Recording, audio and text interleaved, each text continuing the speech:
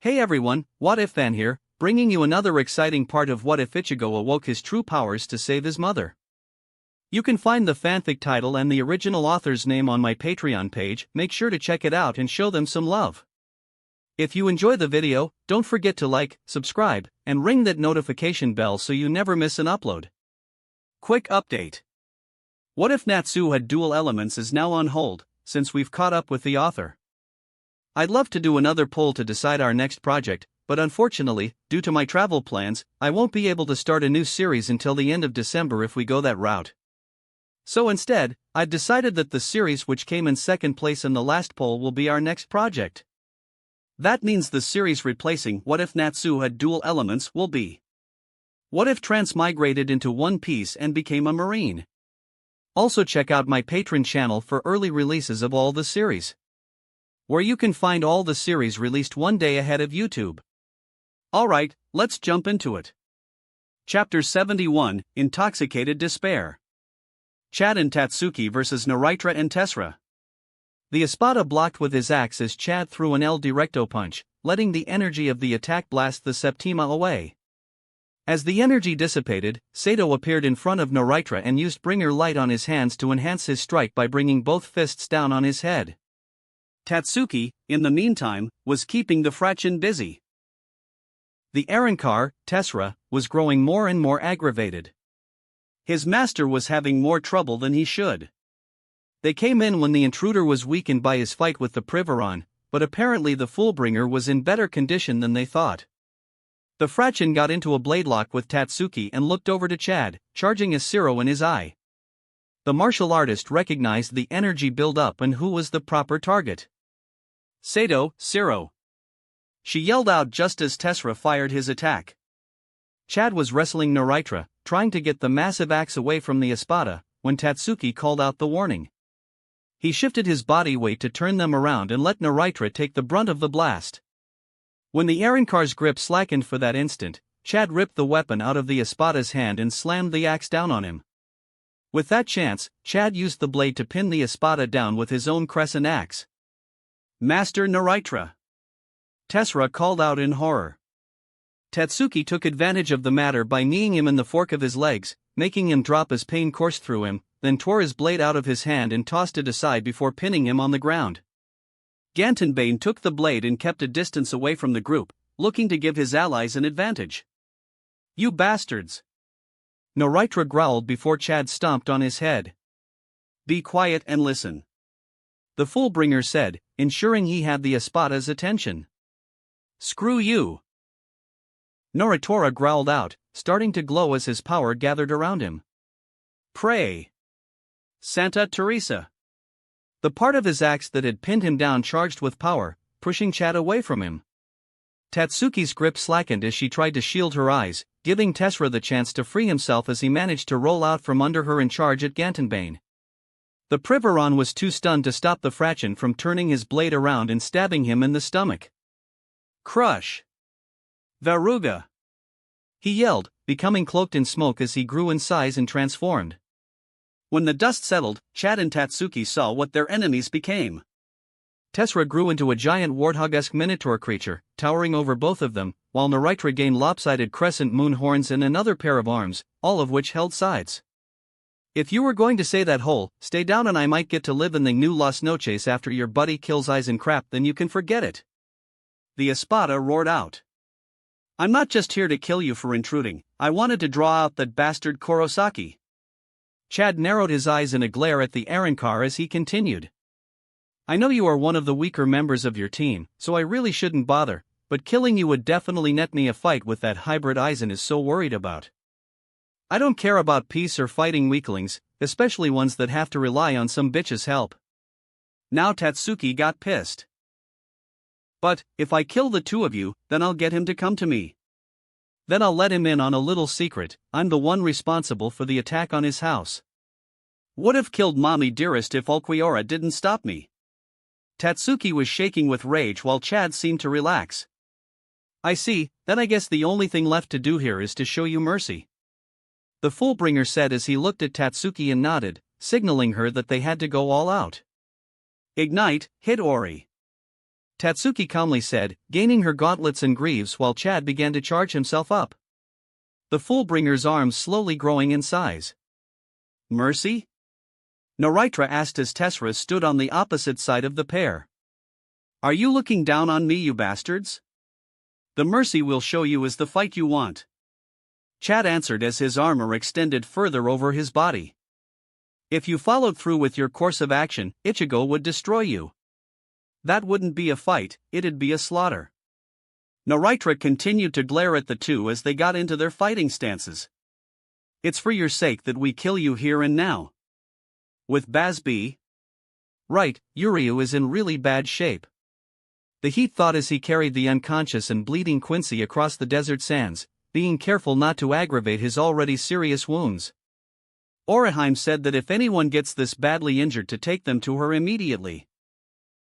She's not too far away from here. Ichigo, Tatsuki, and that Sato guy seem to be busy, not as a decisive win as I would have liked, but this is going fine so far. He had to slow down as he noticed Yuria starting to cough up little mouthfuls of blood. His control is slipping, I'm running out of time. He stopped to safely readjust Yuria to a more stable position on his back when he noticed their guest, a black Arankar that seemed to be glaring at his companion. And you are? My name is Zamari Ruros, I am Espada number 8. The Arankar said, still glaring at Yuryu. I have unfinished business with that Quincy you are carrying. Does this mean you're still sore about being called out on your bullshit? Bazb asked, causing Zamari to glare at him now. Yeah, he told me about you and the other Arankar he had any knowledge on. And let me tell you this, you hollows deserve it. Quincy have the same problem of just taking, but at least we can learn and admit it. My people were born that way and we had to adapt and adjust. Hollows are born from the loss of a heart and become animals. The few hollows I've seen that retained enough sentience to talk are usually cruel and vicious. So, where was Yuria wrong in his statements? Zamari disappeared with Sonido. Shut up, bastard. The Arankar roared as he was immediately in Bazb's guard, plunging his Zanpakuto into the Sternritter's stomach. The blade connected and snapped against the Quincy's blood-reinforced skin. What? The Espada gasped, staring at his broken blade before looking up to Bazard's fingers. I know I should make the offer for you to surrender, but I think Ichigo will understand. Bazb said, looking down at the Arankar with contempt. Burner finger 4. He said before creating a sword of flames and slicing through the Espada's limbs. Okay, double time. I took too much time with this. Bazb continued, readjusting Yuryu on his back and leaving the crippled and screaming Arankar behind. With Orihime? Okay, they're heading in out direction again. Bambietta reported as Candace managed their transport platform this time. Should be another minute or so? You sure you can heal him? The Explode asked the exorcist as she finished healing Rukia, who managed to catch up to the group. There's very little I can't heal Bambi, so long as I can focus. Orihime replied, turning her gaze over to where Tatsuki and Chad were currently fighting. Which might actually be a challenge. The Sternritter and Soul Reaper cast their sight in the same direction as Orihime, feeling the fluctuations of battle. We have to have confidence in them. Rukia said, trying to cheer up their healer. They've both made tremendous progress since I first met them and your squad doesn't have weak any members. Orihime smiled as Rukia tried to boost her confidence, and once again the Quincy thought about their own allies and how many would have the same confidence or even try to help. Both shuddered when they thought of a certain ally and her particular style of help. Sorry I'm late, ran into a roadblock. Bazb said, appearing on the platform and gently setting Yuria down. Most of his organs and muscles were crushed. He's barely keeping himself together as it is. Shuno, I am, Soten Kishun. She ordered, making the two spirits come out and double the efficiency of the healing. The outside evidence of the damage began to reverse at a rapid pace, and the Sternritters release a sigh of relief when they felt the spirit threads holding Yuria together release with no consequence. He'll be fine. Thank you for looking after him, Bazb. Orihime said with a smile, making the Quincy blush. Is this what happens when allies actually care about one another? He wondered to himself, thinking about his old friend, or rather his former friend. No problem. This just leaves Sato and Arisawa, fighting another Espada, and Kurosaki, who seems to be fighting his own battle, he said as a large cloud of dust erupted in the distance. Though if I had to guess, they're just warming up. Ichigo can handle himself, Rukia said, taking charge of the matter as the highest-ranked officer in the group with Yuri is still unconscious. For now, let's find Chad and Tatsuki. They'll need healing when they finish their fight. Everyone still awake agreed, and Candace turned them towards the two humans. Chad and Tatsuki versus Naritra and Tessera. Tessera tried again to crush Chad beneath his fist, letting his transformed state size and power give him the edge against the Fullbringer. Chad caught the fist and dropped slightly, cushioning the force of the blow and using Bringer Light to solidify the sand beneath him to gain a proper foothold. With that, he threw Tessera's fist to the side and threw him down onto the ground. Tessera took the chance to grab onto Chad and slam him against his fist. Coughing in pain as the air was forced from his lungs, Chad could only weather the attacks as Tessera slammed him into the ground and began to crush the Fullbringer in his grip. Chad struggled against Tessera's strength until he freed one of his arms. El Directo! He yelled, blasting the Arrancar in the face and forcing the giant Minobor to drop him. As soon as he landed, he charged right back at Tessera and shot toward the Fraction's stomach with another El Directo upon contact and sending Tessera back quite a ways. Taking the chance he had now, he turned to see how Tatsuki was doing against Naritra. You bitch! The Espada yelled, swinging his sides to blow away the flames the martial artist kept using. After the Arrancar released their Zanpakuto, Chad and Tatsuki switched opponents. Chad went to Tessera to match power for power, and Tatsuki to Naritra because the heat of her flames would exhaust him faster. Eat this! Tatsuki yelled, throwing a punch at the Espada. He raised a scythe to block it, while using another of his scythes to shield his face. As he did that, he swung his other two scythes at her, which she used to flip over him and strike him in the back. The talons of her greaves left a trail of sparks against his skin, but he was hurting in a different way. Damn it, that burns! He growled as he revealed another pair of arms. One grabbed onto Tatsuki and slammed her into the sands in front of him. There's nothing that disgusts me more than some bitch trying to be on the battlefield. Naritra roared as he got ready to slash Tatsuki to bits, only to be stopped. He was struck with a vicious uppercut from Chad. The Espada was thrown back as the Fullbringer aided his ally. Everything all right? He asked as he helped Tatsuki back to her feet. As she did, they saw Tessera charging at them. Stubborn. Very. Tatsuki agreed as they looked to each other and nodded. The pair ran toward Tessera, with Chad just a little ahead. As the two sides neared each other, Tessera bending over to swipe at them, Tatsuki jumped onto Chad's back and shot toward Tessera's head. She was creating a concentrated fireball on her foot and snapped it at the warthog mask. Meteor strike. It exploded violently on contact and threw the large Arrancar off balance. That gave Chad his window and he punched the ankle of the Arrancar so hard they heard bone snapping before Tessera collapsed. Funka! Tatsuki said, shooting down onto Tessera, creating a pillar of flames as her fist connected. The air was filled with the roar of flames and screams of agony as Tessera yelled one last thing out. Master Naritra! Forgive me! The Arrancar yelled out as his resurrection form faded away and the real body was consumed in the fire. Tatsuki rose to her feet and glared at the Espada, who managed to return it. Chad noticed this and turned to face his opponent, who promptly fired a Siro from his tongue. Chad just barely managed to transform both of his arms to block the attack, pieces of his shield breaking off against the onslaught. When it ended, Chad went back to his devil's left and giant's right and readied himself for the next bout. What's with that look? Naritra asked the pair, noticing Tatsuki backing off. You think you can beat me just because there's two of you against me now?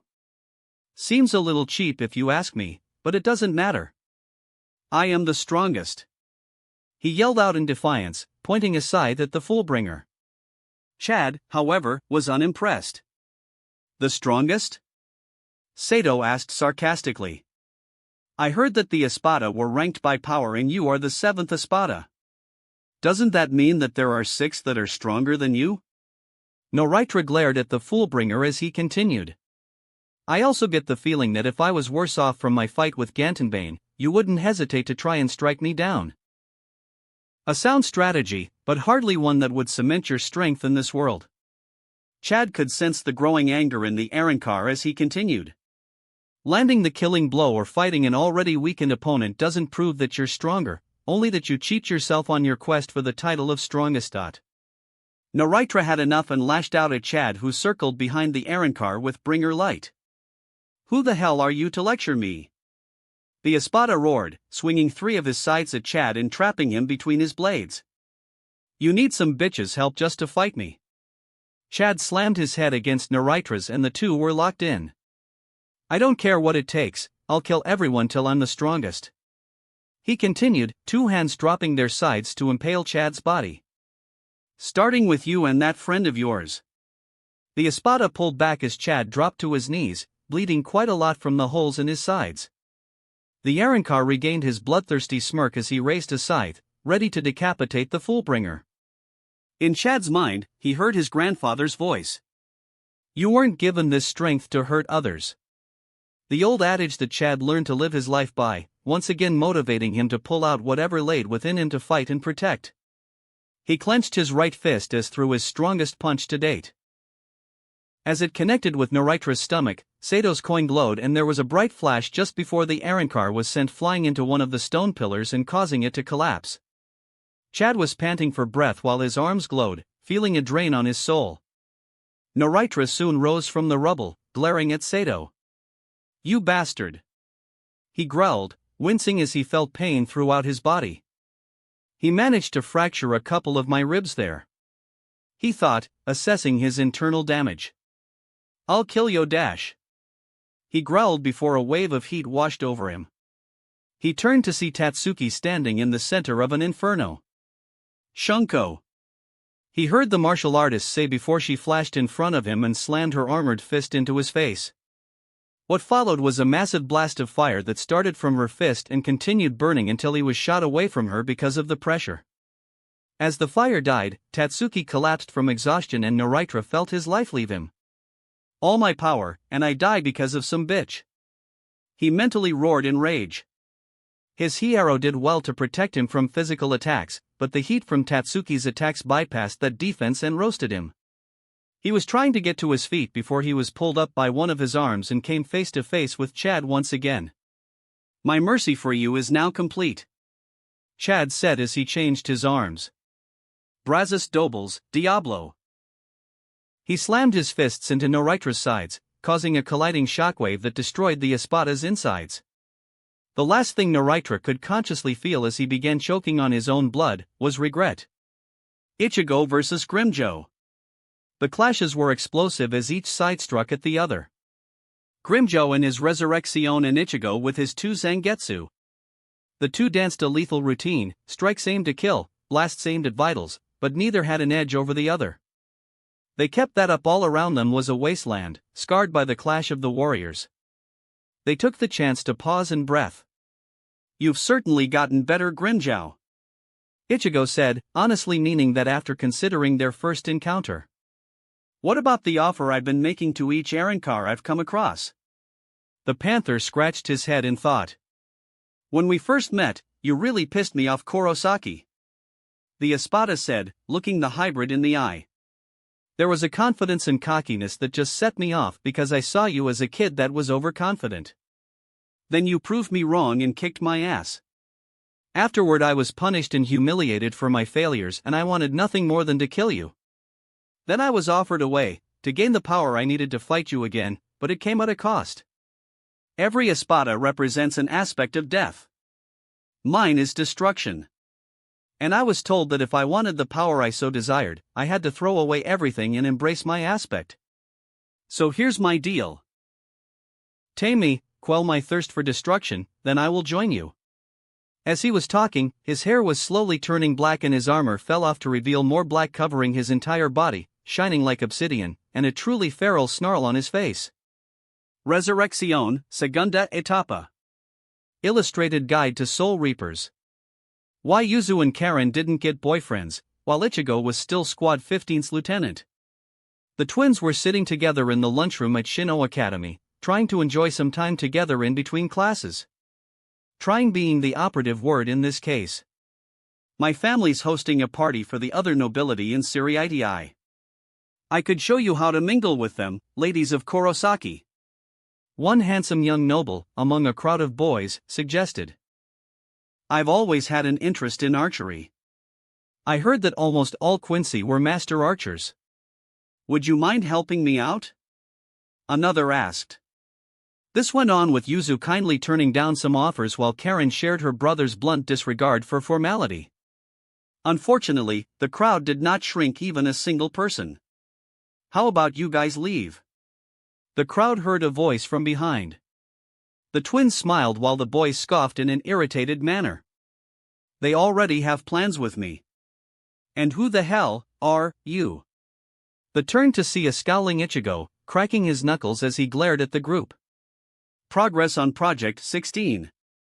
Dordoni soon stepped through the Garganta and into a large laboratory, where he was greeted by a woman with a braided ponytail and a kimono that reached her mid-thigh and had an obi that seemed unsurprised by his appearance. Welcome. I am Nimyu Karatsuchi. She greeted politely. Am I correct in assuming you were sent here by Ichigo Kurosaki? Yes, Nina. The Privaron responded. Follow me. Nimyu said as she guided Dordoni down the halls of the lab. One in particular causing him to flinch. Just kill me already. He heard someone yell out in pain. In a moment, almost done researching you. Dordoni heard another, more gleefully sadistic voice say. But, it seems like no two Arrancar are exactly alike. Maybe I'll need another test subject soon. Dordoni began to sweat. No worries. You're not going to Master Mayuri. You're going to Captain Urahara. His vivisections are painless. Nimyu said, making the Privaron breath a sigh of relief, until he remembered what a vivisection was. Tsukishima's loyalty. Progress was coming along back to its normal pace before Ichigo ended up wrecking most of the Siriitii. Urahara and Mayuri had the replica of Karakura finished and in place, the souls of the city hidden in stasis, and countermeasures ready in case something happened to switch the replica for the original. But there was one loose end that needed to be dealt with, one that could crush the entirety of Soul Society. You understand why you're here then? Soifan asked the Foolbringer, who was currently one of the most dangerous figures in Soul Society since he could now manipulate Ichigo's memories. I'm perfectly aware, Captain. Tsukishima responded. I'm in the unique position on having power over Ichigo Kurosaki, who is the key in the battle against Yawatch. I'm no fool, I'm not about to jeopardize the world for any stupid reason. I've had purpose, respect, and the chance to help. Not an ideal first meeting, but I've time to adjust. I'm ready to help in any way. Chapter 72, Quelled Destruction. With Aizen. Segunda etapa. Aizen mused, tapping a finger on the arm of his chair as he watched the battle between Ichigo and Grimmjow with his attack force. A second stage release for Arrancar. He turned his gaze to the fourth Espada standing off to the side of the throne room. I assume you knew about this since you trained him. Am I right? Ulquiorra turned to face his master and bowed his head. I attained that state when I fully embraced my aspect of death a long time ago. The Arrancar said as the two clashed. I abandoned everything about myself, or so I think, and became empty. A vessel to serve you, Lord Aizen. I kept quiet about it should I ever need an ace against my opponent. Or to completely crush their will to fight. He turned back to watch the fight between Ichigo and Grimmjow. Unfortunately, that no longer seems like an option. You should have shared this information sooner. Barrigan grumbled as Stark and Lilinet entered the room. The stronger we are, the better our chances in the coming fights. It would have been useful, Harabel said, though if Ulquiorra is truly right about how to attain it, then it would make it nearly impossible to be allies. Or to even fight in some cases. She thought of her own aspect of sacrifice and Barrigan's aspect of aging. Some seemed impossible to actually achieve or should be achieved simply for power. It makes little difference now. Aizen said, rising from his throne. Ulquiorra, you know what you must do. Everyone else, let us be off. When he finished, Tosin opened a Garganta with Karakura town as their destination. Ulquiorra watched as the battalion of 17, 14 Arrancar and 3 Soul Reapers left through the dimensional portal and leaving him alone. He turned back to watch Ichigo, feeling an uncomfortable tightness in his chest. Ichigo. With the rest of the team? Yuria flexed his hand before rising from where he laid, grunting in pain as his body screamed in protest for the action. He turned to see Chad and Tatsuki in the healing field with him as Candace flew them around the concentration of destruction that was Ichigo's fight. Just because the damage was being reversed did not mean they didn't ache. Oraheim continued to heal while the Sternritters focused on proceeding toward the building where they felt the twins' Ryatsu. How much longer before they're good to fight? Basby asked, watching the healing in progress. I feel 3 more Espada in this place. And a whole lot of them disappearing, Bambietta remarked as they felt many Ryatsu disappearing. What the hell is happening? Please stop, I need to focus. Oraheim all but shouted as she returned to her task. This requires emotional stability and focus. She thought she was getting better at this, but seeing her friends in such conditions served as a reminder that she's in a war and her friends aren't invincible. Kind of rattled her a bit, but her friends did regain consciousness and Yuryu was the only one still healing. Heads up! Candace called out, directing their focus to a massive skeletal mangrove tree with an army of human skull-masked figures coming from its branches. What the hell is that thing? I am Rudborn Chalut. A voice called out, bringing their attention to the center of the top of the tree. In it was a man with a bull-shaped skull with branches wrapped around his body and a lightning bolt-shaped stick in his hand.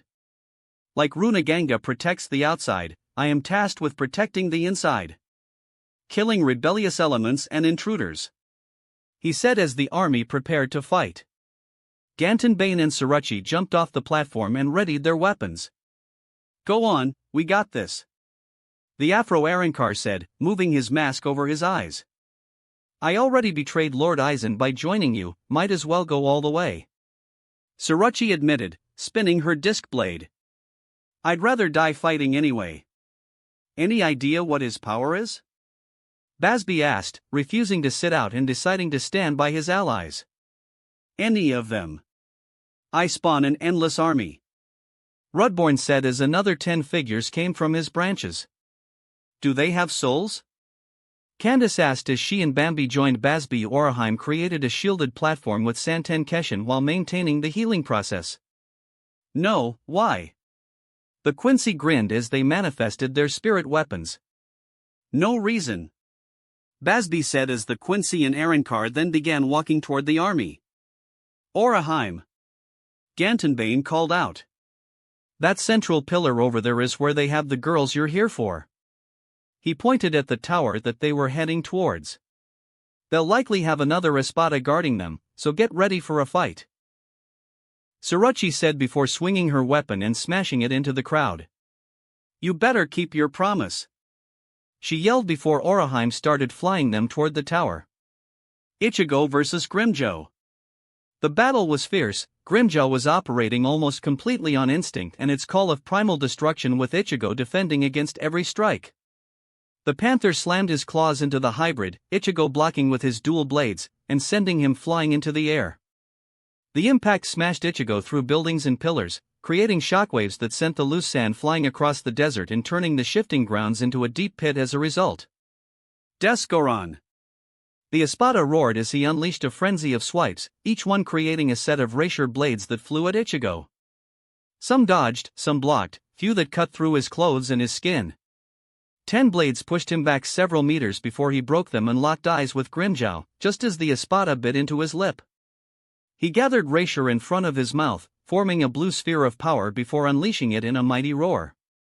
The enhanced Zero crossed the distance in an instant, and in that same instant, Ichigo's body moved for him. The smaller Zangetsu blade was generating an aura similar to a seal Schneider that rose and cut through the Zero. When the blast ended, the cut-off rapier was absorbed into both Zangetsu blades, making them glow red and blue as Hollow and Quincy blades pulsated with power. Guess I won't reach the point where you don't need to watch my back.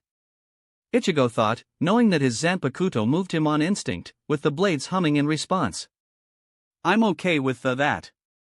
He brought his Kyber blade to one of his cuts and gathered some blood onto it, charging it with power. At the same time he did that, Grimmjow appeared with another Gran Ray Zero at the ready. Gran Ray Getsuga Tensho, Ichigo said, swinging his blade as Grimmjow fired his blast.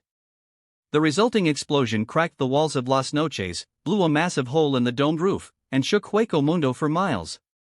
With Ichigo's friends, Oraheim flew them toward the palace at high speeds, panting from the mental exhaustion of maintaining her transport barrier and healing her friends.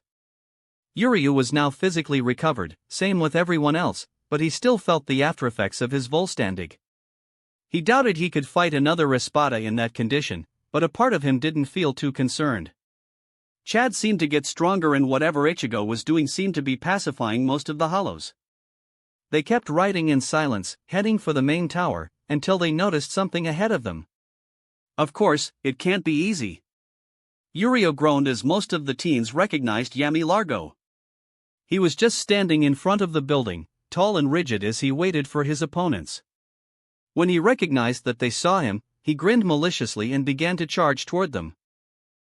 Chad rose to his feet as Oraheim kept them moving, planning to dodge the charging Arrancar.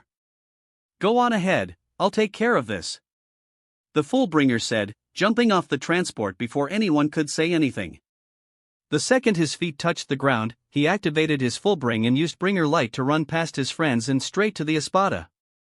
The two met midway and threw a punch at the other, Chad using La Muerte to match the sheer power of the giant Arrancar, creating a shockwave of force and buying the rest of the teens enough time to fly past them and into the tower. Pretty gutsy of you, human, Yami said with a cocky grin, but I've been waiting for another crack at you. Chad looked up to the Arrancar and noted something off. You seem bigger than last time, the Fullbringer said, trying to remember their last fight. Yeah, I had to hold back when we last met. But now I've been given permission to go all out, he said, placing a hand on his Zanpakuto and releasing his Ryatsu. On top of that, I've been eating and napping, conserving my power for this. Though you'll do as an appetizer for that hybrid bastard. I haven't forgotten how he humiliated me the first time we met. Chad's eyes widened as Yami continued to grow. But you still piss me off. In rage, Ira, he roared, pulling out his Zanpakuto and began to transform. He grew bigger and bigger, the jacket on his back flying off and revealing his 10 tattoo with a disintegrating one. What the? Chad gaped as Yami went from a really big humanoid to a gargantuan behemoth, 8 massive elephant-like legs with a giant tail with large club, and massive cylinders on his forearms and back. When he finished, Chad felt like an ant facing a mountain. Let me properly introduce myself, Yami said, his voice echoing due to the distance. I am Yami Largo, Espada number 0. The Espada raised his fist and brought it down. Now die. Ichigo versus Grimmjow. He laid there, panting in exhaustion, having used up the last of his rapier in an effort to best his opponent. The land around them was scorched black, burning hot from the aftermath of the blasts of energy while the space above them was still distorted. A figure stood above him, dark in his vision from blurry eyes and the figure's shadow. All of his power, all the effort to get stronger, and he still lost. A former version would be furious, but now he was calm. Almost happy about getting trounced so thoroughly. Good enough for you, Grimmjow? Ichigo asked, only breathing a little heavier as a result of their fight. The fallen panther started chuckling, growing into a barking laughter. I really can't beat you, can I? The Arrancar finally said, still laughing. Can anyone really? What the hell are you? He finally calmed down, pushing himself up to a seated position and coming face to face with Ichigo's outstretched hand. He took it, reverted back to his normal state, and knelt before his new king. My hand is yours. You command, and I will obey. Is it going to be like this with every Arrancar I turn to my side? Ichigo asked as Grimmjow rose to his feet. Then he sensed an incoming attack and sidestepped, dodging a bala that came down at him. Ichigo looked up to see a massive gash in the canopy of Hueco Mundo, with a familiar face staring down at him. Ulquiorra, he said, some measure of regret coloring his tone. You might have to kill him, Ichigo, the former Espada told his new leader. Out of all the Arrancar, he's probably the most loyal to Aizen. Let's test that, Ichigo thought as he shot up towards the bat. With Uryu, Tatsuki, and Oraheim, the trio ran through the halls of the palace, searching for the twins Ryatsu, and ready to fight whichever Arrancar had them. They felt the fight between Ichigo and his opponent end with a climatic explosion, while Chad seemed to get outmatched when Yami transformed. Even now, as they ran toward their destination, they were debating whether to run back and help their friend. That came to an end when two more female Arrancar barred their way. One was slender with black hair and pigtails and her mask covering her left eye, dressed in a sleeveless shirt that exposed her cleavage and stomach with a frilly skirt and thigh-high boots. The other was more tomboyish with blonde hair and her right eye covered by her mask, wearing a short-sleeved shirt and hakama pants. This is the end of the road for you, the black-haired girl said, smirking menacingly at the trio.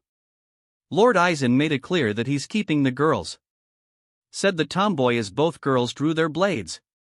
The three friends shared a quick glance, holding a silent conversation on how the fight would go, except Oraheim walked ahead of them and stood before the Arrancar.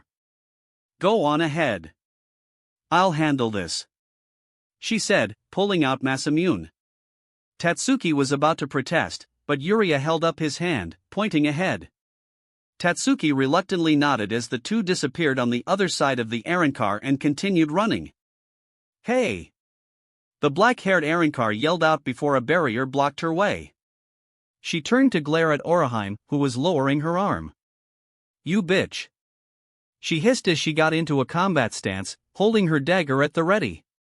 Pretty gutsy to fight us 2-on-1. The blonde said, holding out her katana. I'm Minoli Malia, Arrancar number 34 and she's number 33, Loli Avern.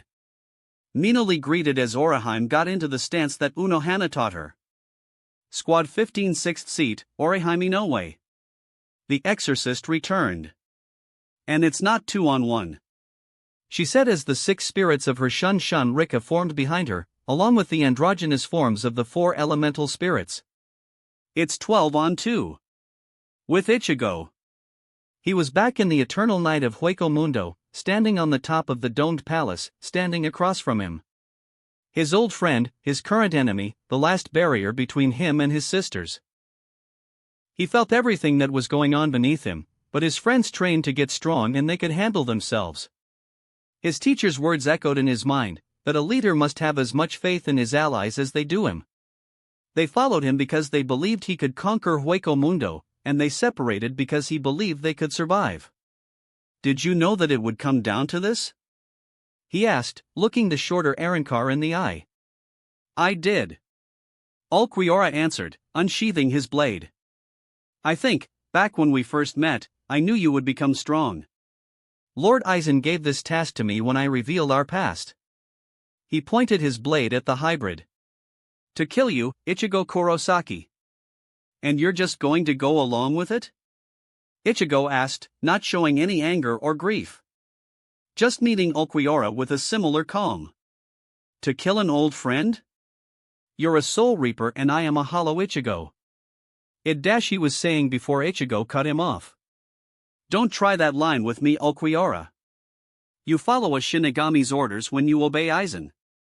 The hybrid stated. I've got Quincy and Hollow to me, something that should have been a death sentence in Soul Society, and they plan to make me the future leader of the Gotii forces. I'm also not lying to the Arrancar, I will kill Aizen and I will usher in a new era for them. Now, you can try your luck against me, Ulquiorra, but I think we both know how this will end. The two just stared at each other, waiting for the next move. In close, Murcielago. The Espada said, gaining bat wings and a full helm. Resurrección, segunda etapa. He finished, losing his coat while his arms and lower body was covered in a black fur, with his hollow hole looking like it was bleeding blackness. Ichigo's response was to unsheath both of his Zangetsu. Bring it. World of the living. It was a normal sunny day in Karakura town. The town was peaceful and quiet, resting comfortably behind multiple barriers that kept it concealed in the furthest edges of Soul Society. In the world of the living was a perfect copy of the city, where every captain of the Gotii stood ready with their most able fighters. The veteran warriors only reacted when the Gargantas appeared, signaling the arrival of Aizen and his army. For holes appeared to let out the army of 17, ready to do battle against the defense force of over twice their number at 35. Is this it, Aizen? Yamamoto asked, looking down on the upstart that began this war. Is this all you bring to battle? Surely this is not what you planned. The smug look on Aizen's face was only marred with a measure of irritation. True, this is not ideal for me, the king of Hueco Mundo admitted. I'd much rather have several captains trapped in Hueco Mundo as well. But Ichigo Kurosaki has grown stronger than I had planned for. Are you sure you can beat me without him? He said as he, Jin, and Tosen unsheathed their Zanpakuto. Almost everyone here is affected by my Shurikai, and I'm sure you know how strong I am.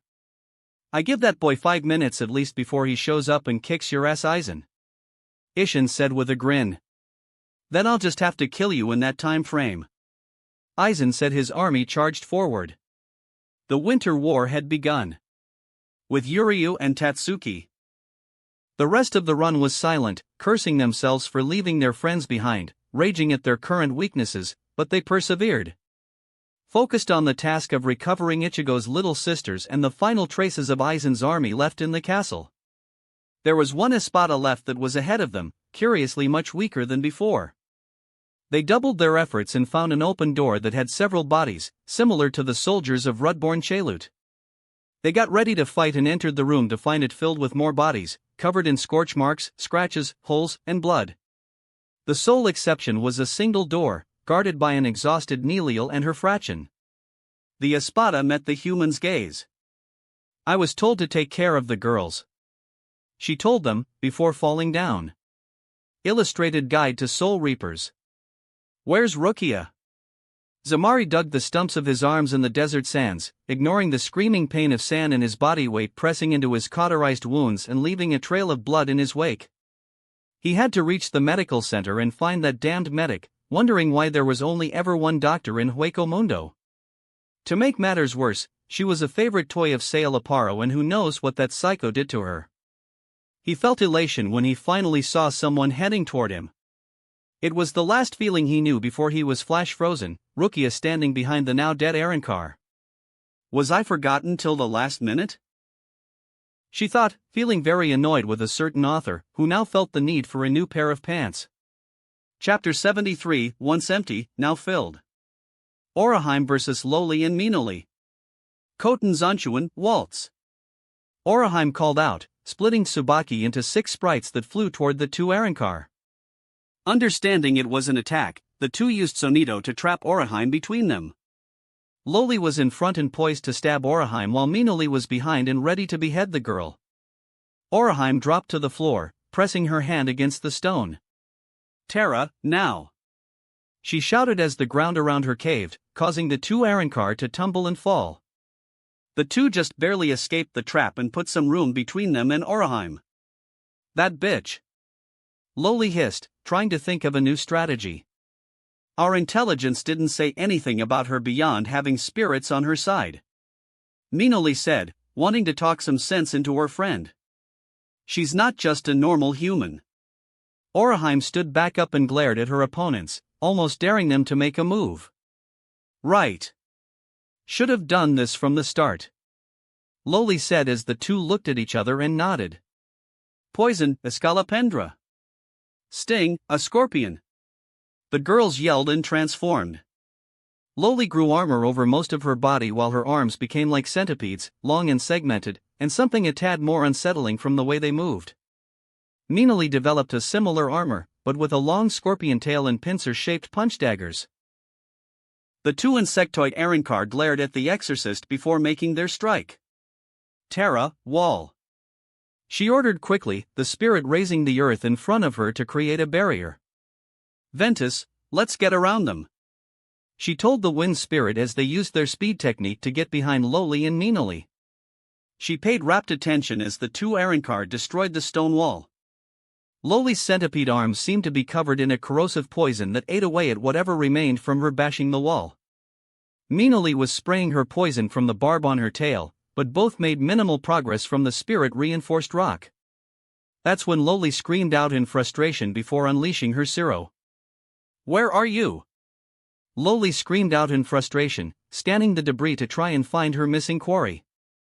Minoli looked around behind them, just in time for Oraheim to charge forward and attack. Minoli managed to evade, but her tail was almost completely severed. Her screams alerted Loli, who swung at Oraheim. The girl had no time to dodge and feebly rose Masamune to block the attack, the segmented arm slamming against the edge of the blade. The exorcist braced for a pain that never came, and when she opened her eyes, she saw Loli looking in disbelief as her arms were now almost stumps of their former selves. That was close. Oraheim heard someone saw as a more neatly dressed and tanned version of Muramasa stood in front of her, holding the Masamune blade. You have gotten better, Lady Oraheim, but you still have some growing to do. I guess I'm still too gentle to really fight. Oraheim sighed, looking at the spirit, while the Arrancar screamed in pain. Let's finish this Masamune, she ordered, flicking her and glowing with spiritual power. The spirit nodded as he charged forward. Aqua, bubble, Oraheim commanded as the Arrancar got ready for a second assault. Before they could do anything, they were trapped in spheres of water. Helpless before Masamune as he cut off their limbs so quickly that neither realized they were hurt. Oraheim stood before them as they glared at the exorcist, trying to kill her with their looks. The girl merely sighed. Shunno, I am. Soten Kishun, she ordered as the two spirits turned into their healing sprites and enveloped the Arrancar just as Aqua's bubbles drained away. You bitch. When I get out of this I'll dash. Loli tried to threaten but was repelled when her head touched the barrier. I really hate hurting people, Oraheim said, sitting down in front of the two. That's why I need my spirit friends to help me fight. Even then, I don't like killing, she said, trying to convey kindness. What you're in will heal you, but my comrades are not so generous as to spare your lives. The healing process was moving very slowly, almost as if it wasn't happening at all, while the pain finally registered to the Arrancar. I insist you take Ichigo's offer. I'm not sure how long I can wait. A group of Exequia's Arrancar appeared behind Oraheim and were quickly engulfed in a torrent of flames. My friends are waiting for me after all, she said with a smile that sent shivers down the girl's spines. Ichigo versus Ulquiorra. The air shook and ground trembled as the two did battle. The black and empty bat against the hybrid protector, former friends and now enemies, fighting for their own reasons. Ulquiorra, as per his orders, and Ichigo, as per his nature to recover and protect his sisters.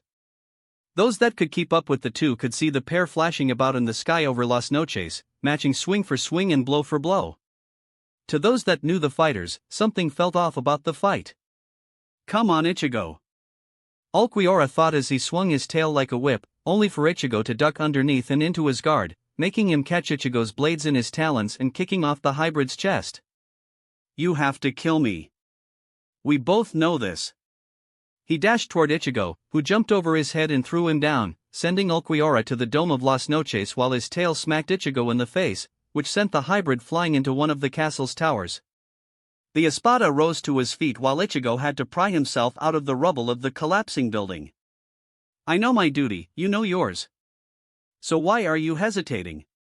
He brought his hands together and pulled them apart, creating a long lance of glowing green rapier that burned with energy. Lanza del Relampago, he said before aiming and throwing the burning lance at Ichigo. Don't be stubborn, Ulquiorra, Ichigo shouted, shrouding himself in rapier before catching the lance in his own claws as he was now covered in his hollow armor. I'm giving you a choice. Live or die, me or Aizen. He growled as the lance burned in his hands, slowly converting and taking control of the attack. Why are you so loyal to Aizen anyway? He only uses people, he doesn't care about the Arrancar. He shouted as Ulquiorra appeared before Ichigo again, with another energy lance in hand, giving Ichigo almost no time to block as the lance pierced through his armor and deep into the hybrid's chest. He made it clear he was different from other Soul Reapers. Ulquiorra said, wrapping his tail around Ichigo's neck. You joined them. You are the one being used. You told me that yourself that you were training solely to kill someone. He knew he could lay a killing blow on Ichigo, snap his neck, blow a hole through his chest, but he hesitated and Ichigo punched him away. As the Yarankar reoriented himself, he saw Ichigo take the lance in his chest and finished what he was doing with the previous spear. He watched as Ichigo took the unstable energies and solidified them into actual spears, almost as if he perfected the technique. He held up one and threw it to Ulquiorra, strong enough to reach him but not enough to hurt him. The bat caught it and charged at Ichigo, who mirrored the action, going from fighting with claws and swords to spears. And when you stop being useful, he'll toss you aside. Ichigo returned, dodging a thrust from Ulquiorra while sweeping at his legs and making the Arrancar fly off. I am training to kill someone Ulquiorra, someone stronger than Aizen, but not because I want to. Because I have to. If I can't kill the man I'm training to kill, then everyone is doomed. Souls, humans, hollows, all of them. Ulquiorra pointed at Ichigo and shot a pitch-black Siro at Ichigo, who thrust his spear forward and fired his own Siro from the spear tip. I'm fighting to protect everyone I can. You stood by my side once before, why are you so intent on killing me now? He shouted as the blasts collided and exploded, destroying the dome of Las Noches. Because you chose to go where I couldn't follow. Chad versus Yami. The Fullbringer was on the defensive because nothing he did had any affect. Yami shrugged off all of his punches and overpowered him in every contest of strength. The main and only reason Chad didn't become a bloodstain on the desert sands yet is because he was too fast for Yami. With continuous use of Bringer Light, he was able to outspeed and outmaneuver the giant Espada. Not helping the Arrancar was his own rage making him predictable. Chad dodged around Yami's oncoming fist to land on his elongated back, where the Arrancar's tail was coming down to crush him and only managed to slam into his own spine. Gah! Yami yelled, feeling the aftershocks of his own attacks. Chad landed at the small of Yami's back, gasping for breath. Looks like the only thing that can really hurt him is himself. Sato thought, trying to think of any plan, any way for him to beat the Espada. His thoughts were interrupted when Yami's hand came out of nowhere and grabbed him. The Fullbringer struggled against Giant's crushing grip, but he was at Yami's mercy. His stomach lurched as the fist that held him shifted and brought him to the front before tossing him in the air and catching him again, this time right side up so Yami could look him in the eye. You've been really annoying, flashing around like that. The Espada said, glaring at his prey as it struggled against him. But I gotta admit, you've got guts trying to challenge me like that.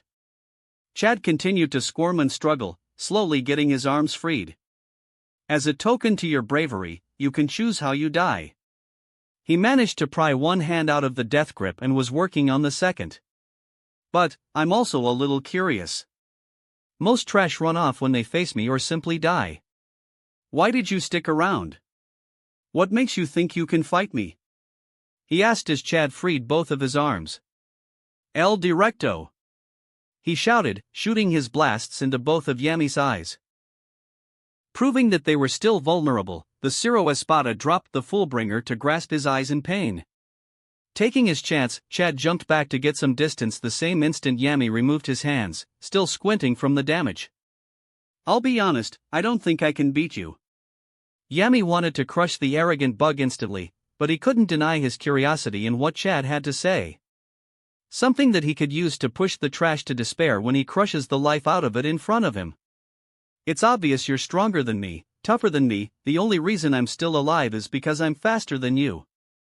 But it's not that I can't fight you, it's that I can't back down. So what? Yami asked, his vision getting clearer by the second. You keep fighting because of some sense of honor? I made a promise to my friend. He explained as his medallion began to glow. That I would always have his back. The only way to stop him is to kill him, and I'd be there to keep that from happening. The sand began to shift away from Sato as his spirit seemed to change. You want to kill my friend, stand in his way, threaten everything he loves. I won't let you. Even if it kills me, I have to beat you. Here and now. He looked up to Yami as his Ryatsu exploded into a pillar of light. I still have no idea what this is, but now's as good a time as any. I'll tell Kasuke about it later. He thought as the energy seemed to turn into a liquid and take shape before turning solid. It had 4 arms, 2 Gigante and 2 Diablo, had a mix of all the colors of his arms decorating its form, and had a pair of curved horns on its head. It matched Yami in size and Chad saw through its eyes as well as his own. Diablo Gigante. With Yuryu and Tatsuki. There was only silence as the group let the Espada rest while they removed all the bodies, and only after the teens confirmed the state of the twins did any tension ease. Yuzu and Karen were resting soundly in what seemed to be an induced sleep while the Espada guarded them, Yuria thanking his father again for including everything necessary to be a doctor in his education. With the bodies out of the way, Tatsuki went inside to wake up the girls while Yuria got ready to speak with the Arrancar, getting a Springer trap ready to blow them up if necessary. Yuria took the chance to look over the trio. The green-haired girl that still slept was clearly the Espada of the group, but the other 2 were off. Their faces were completely obscured by their masks and they didn't wear the usual white every other Arrancar had, in fact they were closer to hollows than Arrancar. The one with the beetle mask had white armor on his chest, arms, and shins with most of his body being purple and a loincloth giving him any modesty. The one with the tiki mask was wearing a yellow bodysuit covered with black polka dots. It took every ounce of self-control Yuria had not to go into tailoring mode as he finished his observations. Thanks for not immediately attacking us. The beetle, Pesh, said to Yuryu. Lady Nell took the majority of the assassins and she's still not in full fighting shape. Some fraction we are. The Tiki, Dondochaka, continued. We couldn't protect her back when she was the 3rd Espada, and we still couldn't protect her now. Sounds like there's some history of distrust among the Arrancar. Yuryu noted as the 2 continued. Lady Nell, all 3 of us really, we aren't fighters. Pesh said, taking over the conversation. Lady Neliel hated fighting, only doing so for what she deemed a good reason, unlike another Espada by the name of Noraitra. Yuria nodded, recognizing the name of the Arrancar. Chad and Tatsuki fought. One day Noraitra conspired with another Arrancar to betray Lady Nell, using Dondochaka and I as bait. They tore off our masks and ambushed Lady Nell. Such a dirty trick, don't you know? Dondochaka wailed, somehow producing tears. And we were abandoned in the deserts of Hueco Mundo. The beetle continued. For some reason, Lady Neliel was turned into a child and we thought it best to let her live in peace since she hated fighting anyway. But then Aizen reclaimed her, saying he had a new need for her, and restored her as the 6th Espada. Lady Nell was loyal because Aizen was bringing order to the lawless world of hollows. Dondochaka took over. And she took over watching over the girls because Aizen swore their safety. That ended when the Exequias appeared and said their orders were to deliver them to Sailaparo for experimentation. The Espada said as she rose from her slumber, her fraction helping her up. I heard your companion, Ichigo I think, was trying to recruit the Arrancar to his side. Is this true? Yuryu nodded. It is. There is a greater threat than Aizen coming and Soul Society has decided to make allies with the Arrancar. Ichigo Kurosaki is to take the throne of Las Noches, since he is the closest thing to a hollow among the court guard squads. Will he be a just king? Neliel asked, narrowing her eyes at Yuryu and trying to divulge the truth from him in any way. Don't worry, Nelly. They heard as Yuzu and Karen appeared with Tatsuki, back in their attire before being kidnapped. Ichi and I will be a great king. Yuzu kept cheering. Though he may want to punish you for being the one to hold us captive. Karen said with an obvious emphasis on the word punish. The result was a blushing Yuryu and Tatsuki while Nell enthusiastically cheered. I'm in. Ichigo versus Ulquiorra.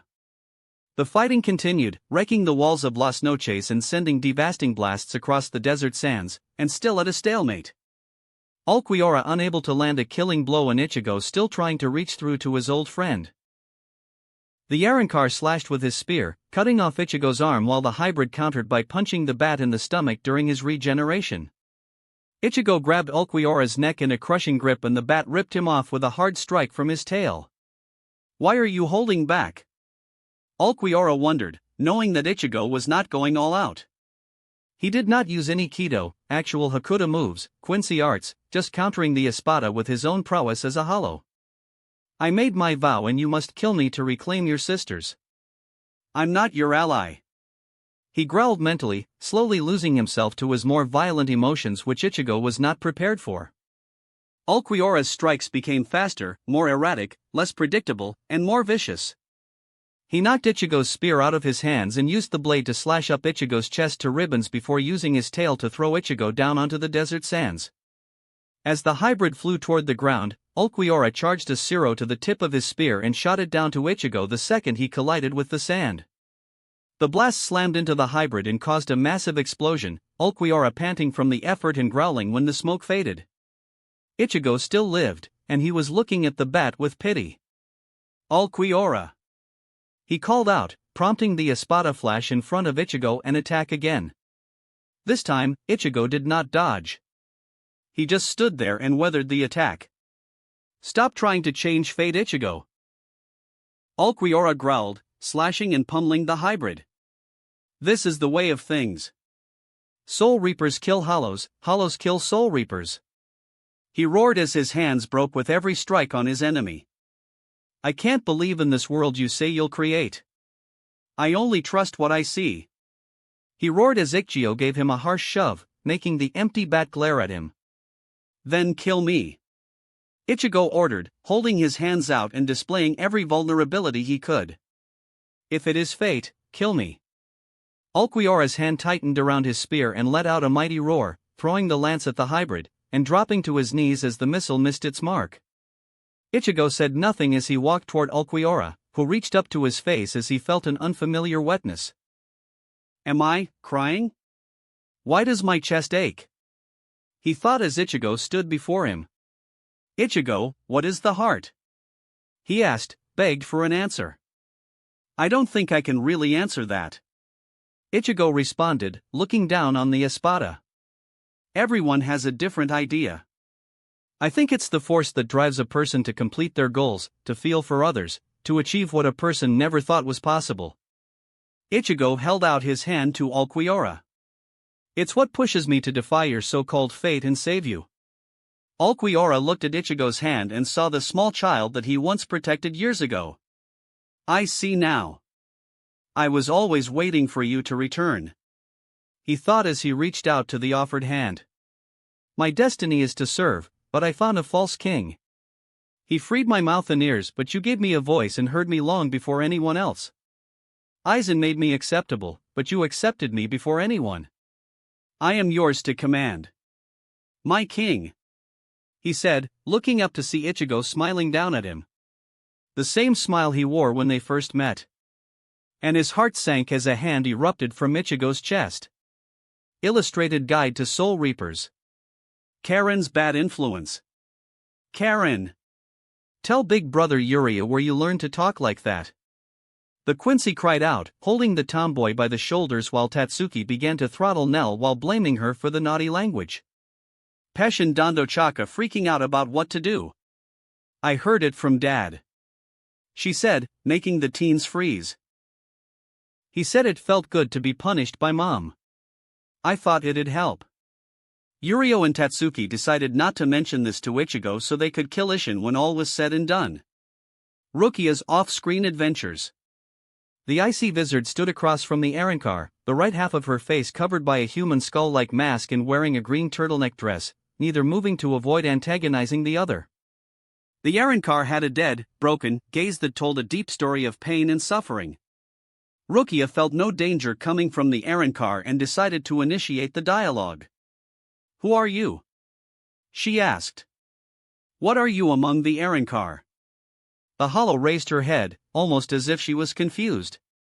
I am Roka Paramia, the healer among the Arrancar in Lord Aizen's service. She answered, quietly. Almost as if talking scared her. Are you not here to kill me, Shinigami? No, only if you try to fight. Rukia returned, before realizing they weren't anywhere close to fighting each other. Aizen's regime is ending. Join us and you will be spared. The lieutenant offered. Okay. Roka immediately agreed, throwing Rukia through a loop. That fast? I am but a tool. It makes no difference who I serve. Okay, this girl needs therapy. Rukia thought, surprised that things went this easy. And I swear, if I don't get any screen time next chapter, I will kill the author. Chapter 74, The Winter War, Fraction of the Arrogant. False Karakura Town. As the two sides charged toward each other, a massive bulbous thing appeared through another garganta.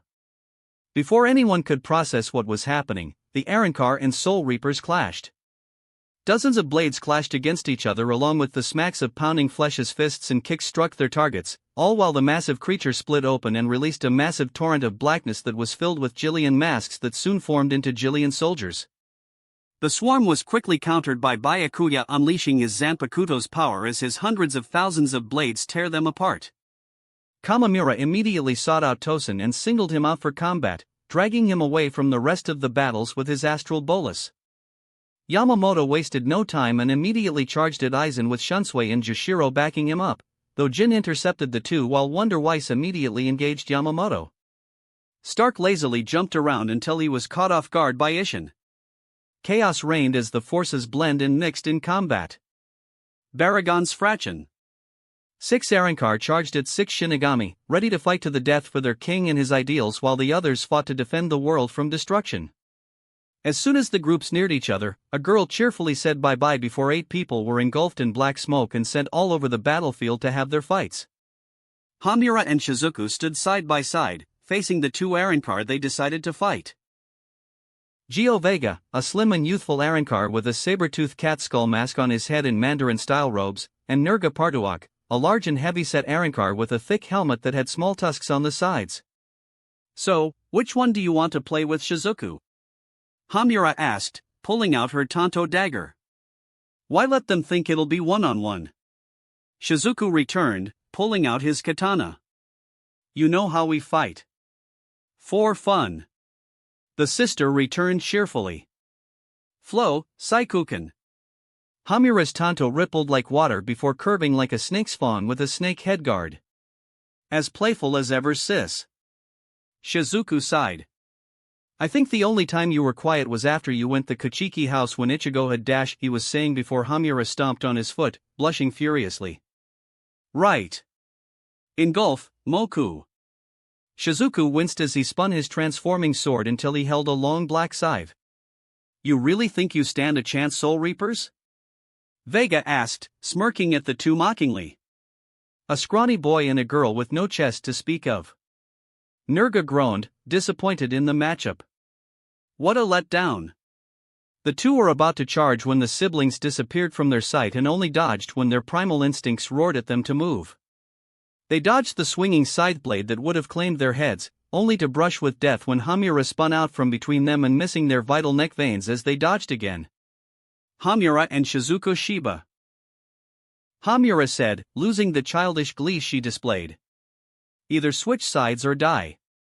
Shizuku continued, pointing his blade at the two. The Arrancar growled and pulled out their blades. Suit yourselves. Find Or versus Ganju. The noble stood across from a blonde figure with his mask acting as a helmet covering his head and eyes with a chin strap keeping it on. He had large shoulder pads with thigh-high boots and knife extensions on his wrists. Ganju glared as his opponent while surveying the surrounding area. Before we begin, I want to ask you something. The Arrancar stated. Ganju reached behind him and pulled out his canteen before gesturing for the Arrancar to continue. What seat are you? Name's Ganju Shiba, 3rd seat of Squad 14. The Shiba man answered before taking a few mouthfuls from the container. Yours? Ganju returned as he put the canteen back. Find Orcalius, Arrancar number 24. The Fraction answered back. 3rd seat, you said? Then I'll fight at a 3rd seat's level. Ganju shrugged and pulled out his Asashika, already in Shirkai. Fine by me. He told the Arrancar, getting ready for combat. This is where I'm supposed to tell you, switch sides and you'll live, but something tells me you'll decline. Findor merely grinned as he unsheathed his blade. Exacta. He said before dashing toward Ganju. The Shiba man smiled before throwing a bag at the charging Arrancar, who slashed it in half and ended up with a face full of red dust. What the? He started before coughing up a storm. It burns! He yelled out as his eyes began to water under his mask. The only other sensation was something that felt rough and gritty tearing across his waist. He felt another attack coming and dodged out of the way and onto a building. What was that? Findor demanded between coughs. Shiba-style super spicy pepper bomb. Ganju answered, removing bits of cloth from his blade. I'm not exactly the strongest or the fastest, so I need to make up my lack of fighting skills with clever tricks. I don't exactly play fair.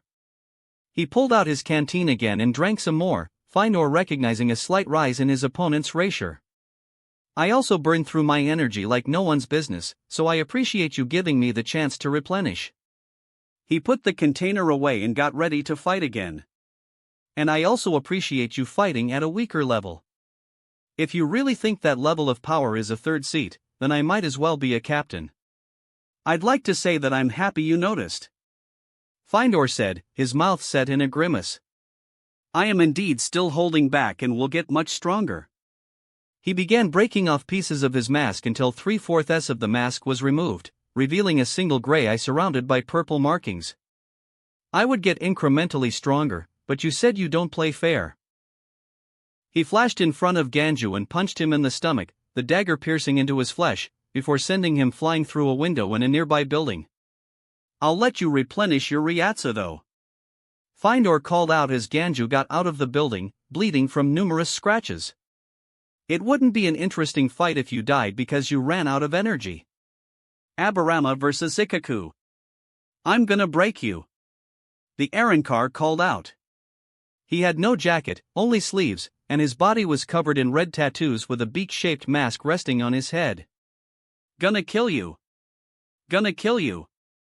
Gonna kill you. He kept on yelling in some sort of pre-fight ritual. His opponent, on the other hand. Lucky, lucky, lucky. Lucky, lucky, lucky. Ikaku sang as he did his pre-fight dance. Me. He finished, with his traditional pose, as the two waited for the other. What the hell was that? The Arrancar yelled, completely perturbed by the bald man's dance. That was my lucky lucky dance. Ikaku responded, thinking it was obvious. I tend to do that when I feel like a good fight is coming my way. I let you do your thing, so what's the problem? My ritual was meant to psych us up. We both shout about how much we're gonna beat each other up to get us in the mood. He continued, getting more annoyed than anything else. That's fair. The lieutenant conceded, understanding the need to get the blood pumping. Squad 11 members are always excited for a fight, but if this helps you then sure, I'll do your ritual. Just one thing first, Ikaku said with a smirk. The name is Ichigo Awoke, Lieutenant of Squad 11. Yours? Lord Baragon's number 1 fraction. Arrancar number 22, Aburama Redder. He shouted, already feeling like he was getting back into the mood. Now, let's do it. I'm gonna crush you, Ichigo Awoke. I'll remind you said that when I'm beating your skull in, Aburama Redder. Ikaku shouted back. So much better when we know each other's names, isn't it? It really is. I'm already raring to go. Redder returned, feeling restless as his blood pumped through his entire body. Let's do this. Ikaku shouted as the two charged at each other. Aburama threw a punch, Ikaku swung his sheath. The greater reach granted to Ikaku won him first blood with a loud crack. The two separated, though Ikaku kept up the offensive, still aiming to strike down the Arrancar, who took a few more hits. Soon Ikaku jumped back when Aburama started shaking, chuckling in amusement. I should have joined you in that dance of yours. 'Cause now I feel lucky, Redder said, bearing a more manic smile. Scalp, Aguila. He shouted as a torrent of wind wrapped around him for a few seconds before two large, red wings revealed the changed Arrancar. His mask completely covered his head, feathers covered his body, and his hands and feet gained bird-like claws. Let's have some fun, Matarame, he cried out as he took flight. With pleasure, Ikaku called out before slamming sword and sheath together. Extend, Hozukimaru. Charlotte vs. Yumichika. Okay. A drag queen Arrancar sang while doing stylish poses and clapping. His Majesty, Lord Barragon's #1 fraction is here. Charlotte Chulhorn. He had long, wavy, black hair, large glossy lips, and blue eyes with his mask as a tiara. He wore a loose pants with a small white top that exposed much of his body. Charlotte was about to continue, until he noticed that his lone audience member had his eyes shut. Silence please. Yumichika said, unsheathing his Zanpakuto. I'm communing with my Zanpakuto. Fine. Chulhorn said with a pout. But that was rude, ignoring my beautiful entrance like that. Though I guess it's fair, being taken by the sight of one as lovely as me. He said, just as he was impaled by 6 beams of light. Bakuto number 61, Rikujikoro. Yumichika said, after casting the incantation quickly and quietly. Actually, my Zanpakuto and I were talking of how ugly you were and that it would be best if you became fertilizer instead. Now the annoyed pout was replaced with shock and rage. Ugly! The Arrancar yelled out. How dare you dash! Bakuto number 37, Suraboshi. Yumichika interrupted again, throwing a ball of blue light that wrapped around the Arrancar's mouth and solidified into a tight mask. Normally I'd fight without Kido, but I feel the need to end this quickly. Tear in frenzy, Ruriiro Kujaku. He unsheathed his blade and released the glowing vines of his sword's true Shurkai, wrapping around the helpless Arrancar and sprouting the buds of the soon-to-be flowers. Goodbye and reincarnate as something truly beautiful this time. The Shinigami said as the Arrancar felt his life being sucked away. Pao vs. Amagai. Amagai stood across a tall giant of an Arrancar, easily towering over him and every other Soul Reaper. The mask was a plate going across his square jaw with 2 short horns jutting from the edges with some odd green triangles on his cheeks. His uniform was more stylized in a Chinese fashion with no discernible hollow hole or Zanpakuto. You are really big, Amagai said, trying to get a read on the stone-faced hollow. Indeed. The Arrancar agreed, looking down at the lieutenant. Are you really my opponent? Amagai offered a friendly smile. Shusuke Amagai, lieutenant of Squad 14. You're welcome to check for yourself. He offered, something the Arrancar seemed to like. Very well, he said, raising fist to strike at the Soul Reaper. I'm Chonan Pao. Arrancar number 25. And this is my punch. He threw his huge fist at Amagai, which Amagai easily deflected and returned his own into Pao's stomach. The force of the attack actually pushed the Arrancar back a bit. I think I'd best end this quickly, Amagai thought as Pao started laughing.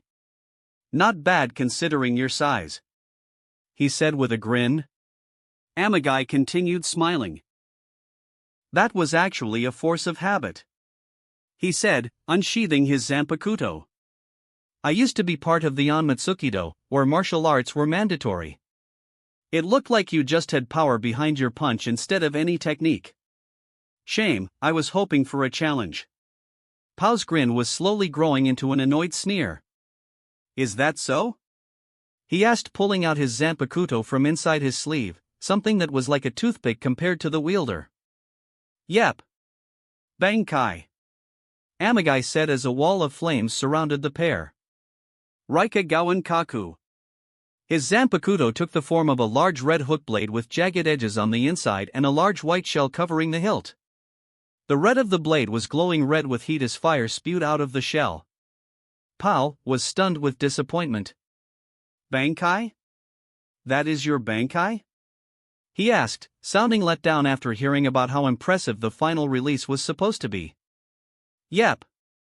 Amagai replies, his blade already in Pao's body before he knew what happened. The blade heated up as the pain stunned the Arrancar from moving. Goen Ryuga.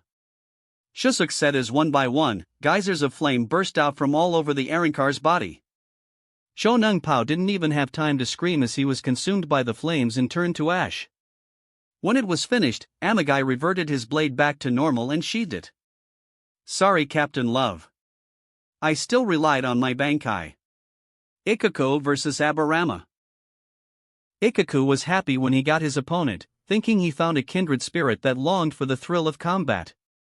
After his captain learned he had Bankai, he demanded a rematch from his lieutenant that ended without leaving a scratch on the Kenpachi.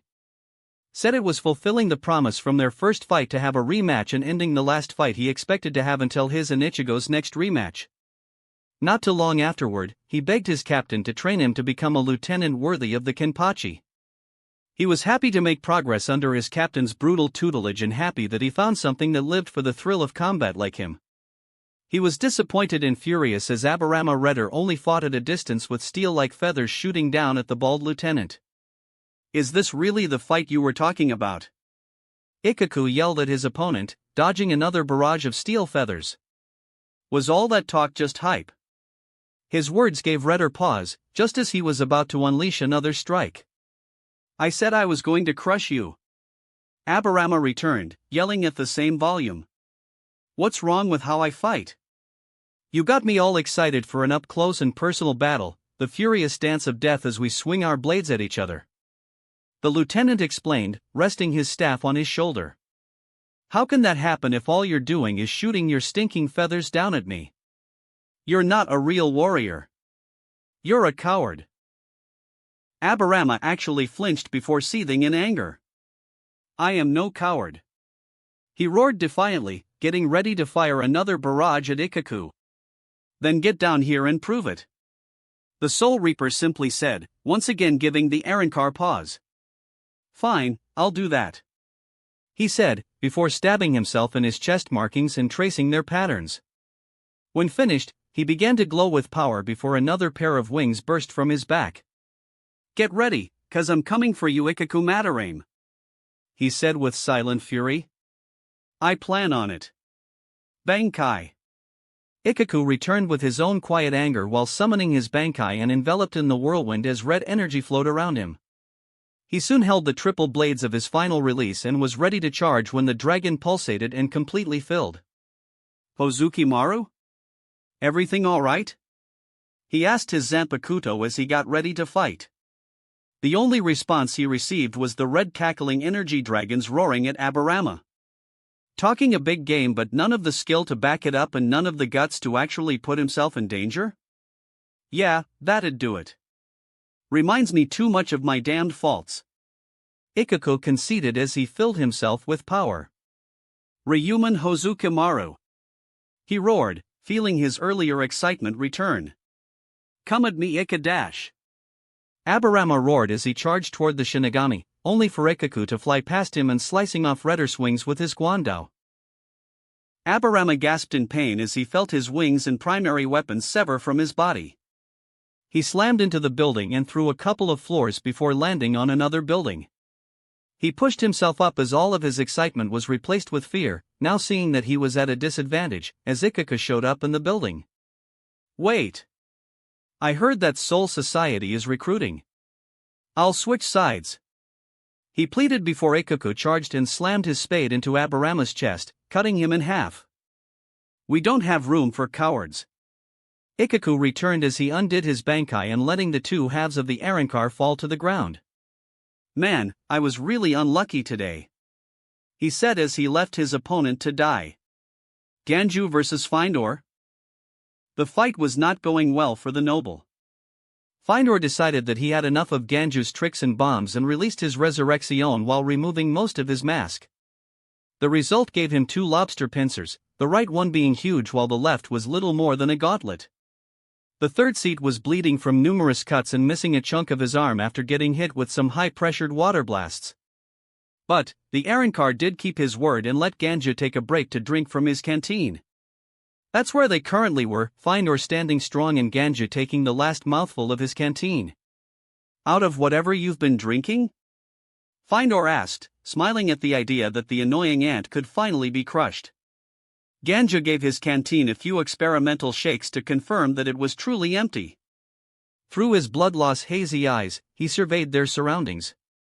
Yeah, we might as well end this, he admitted, sticking his canteen on his back.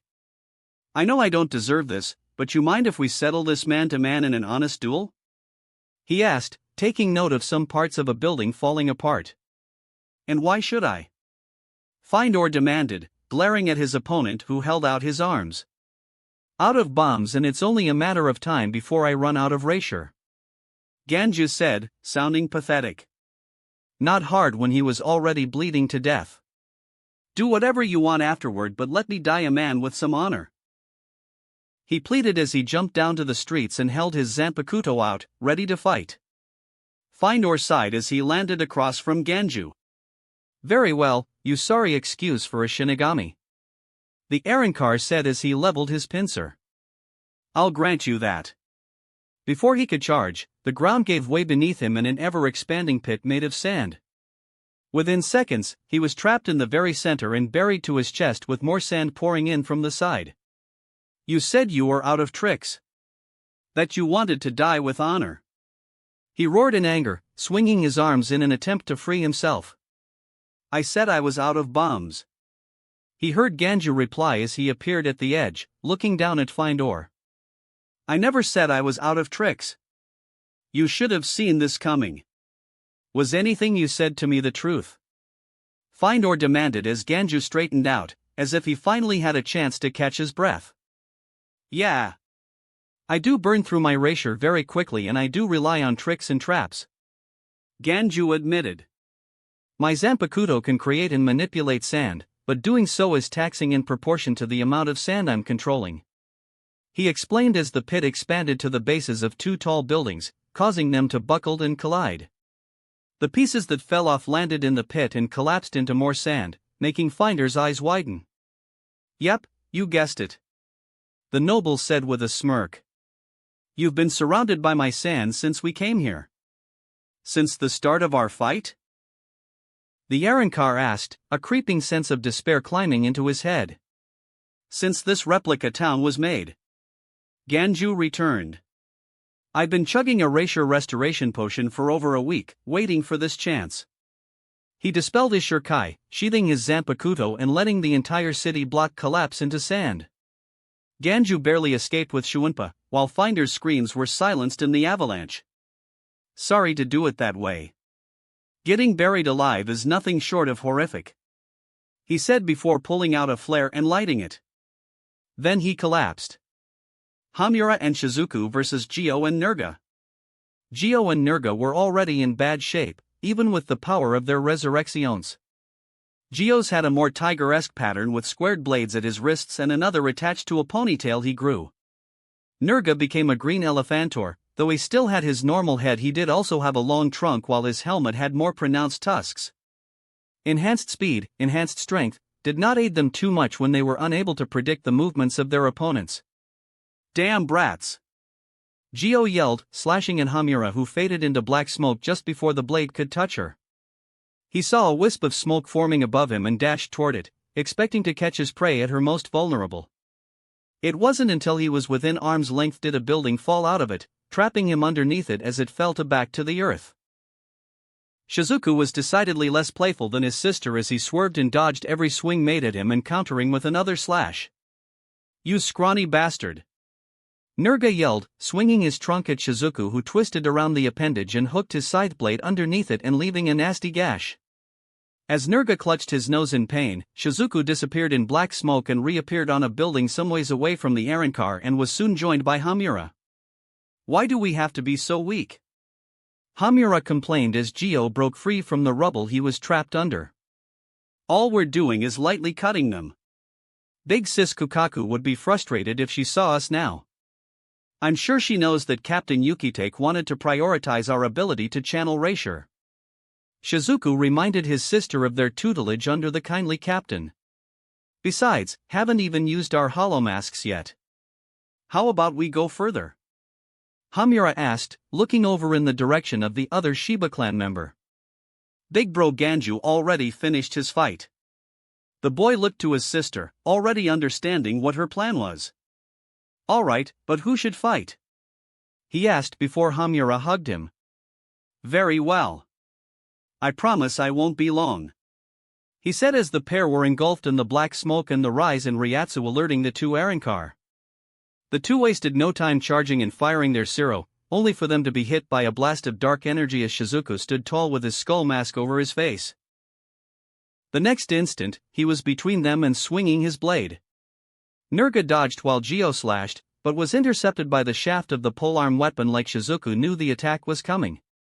Growling in fury, Gio's canine fangs on his mask pointed to Shizuku and fired like bullets to the wizard, who leaned back to dodge and kick off Vega's chest.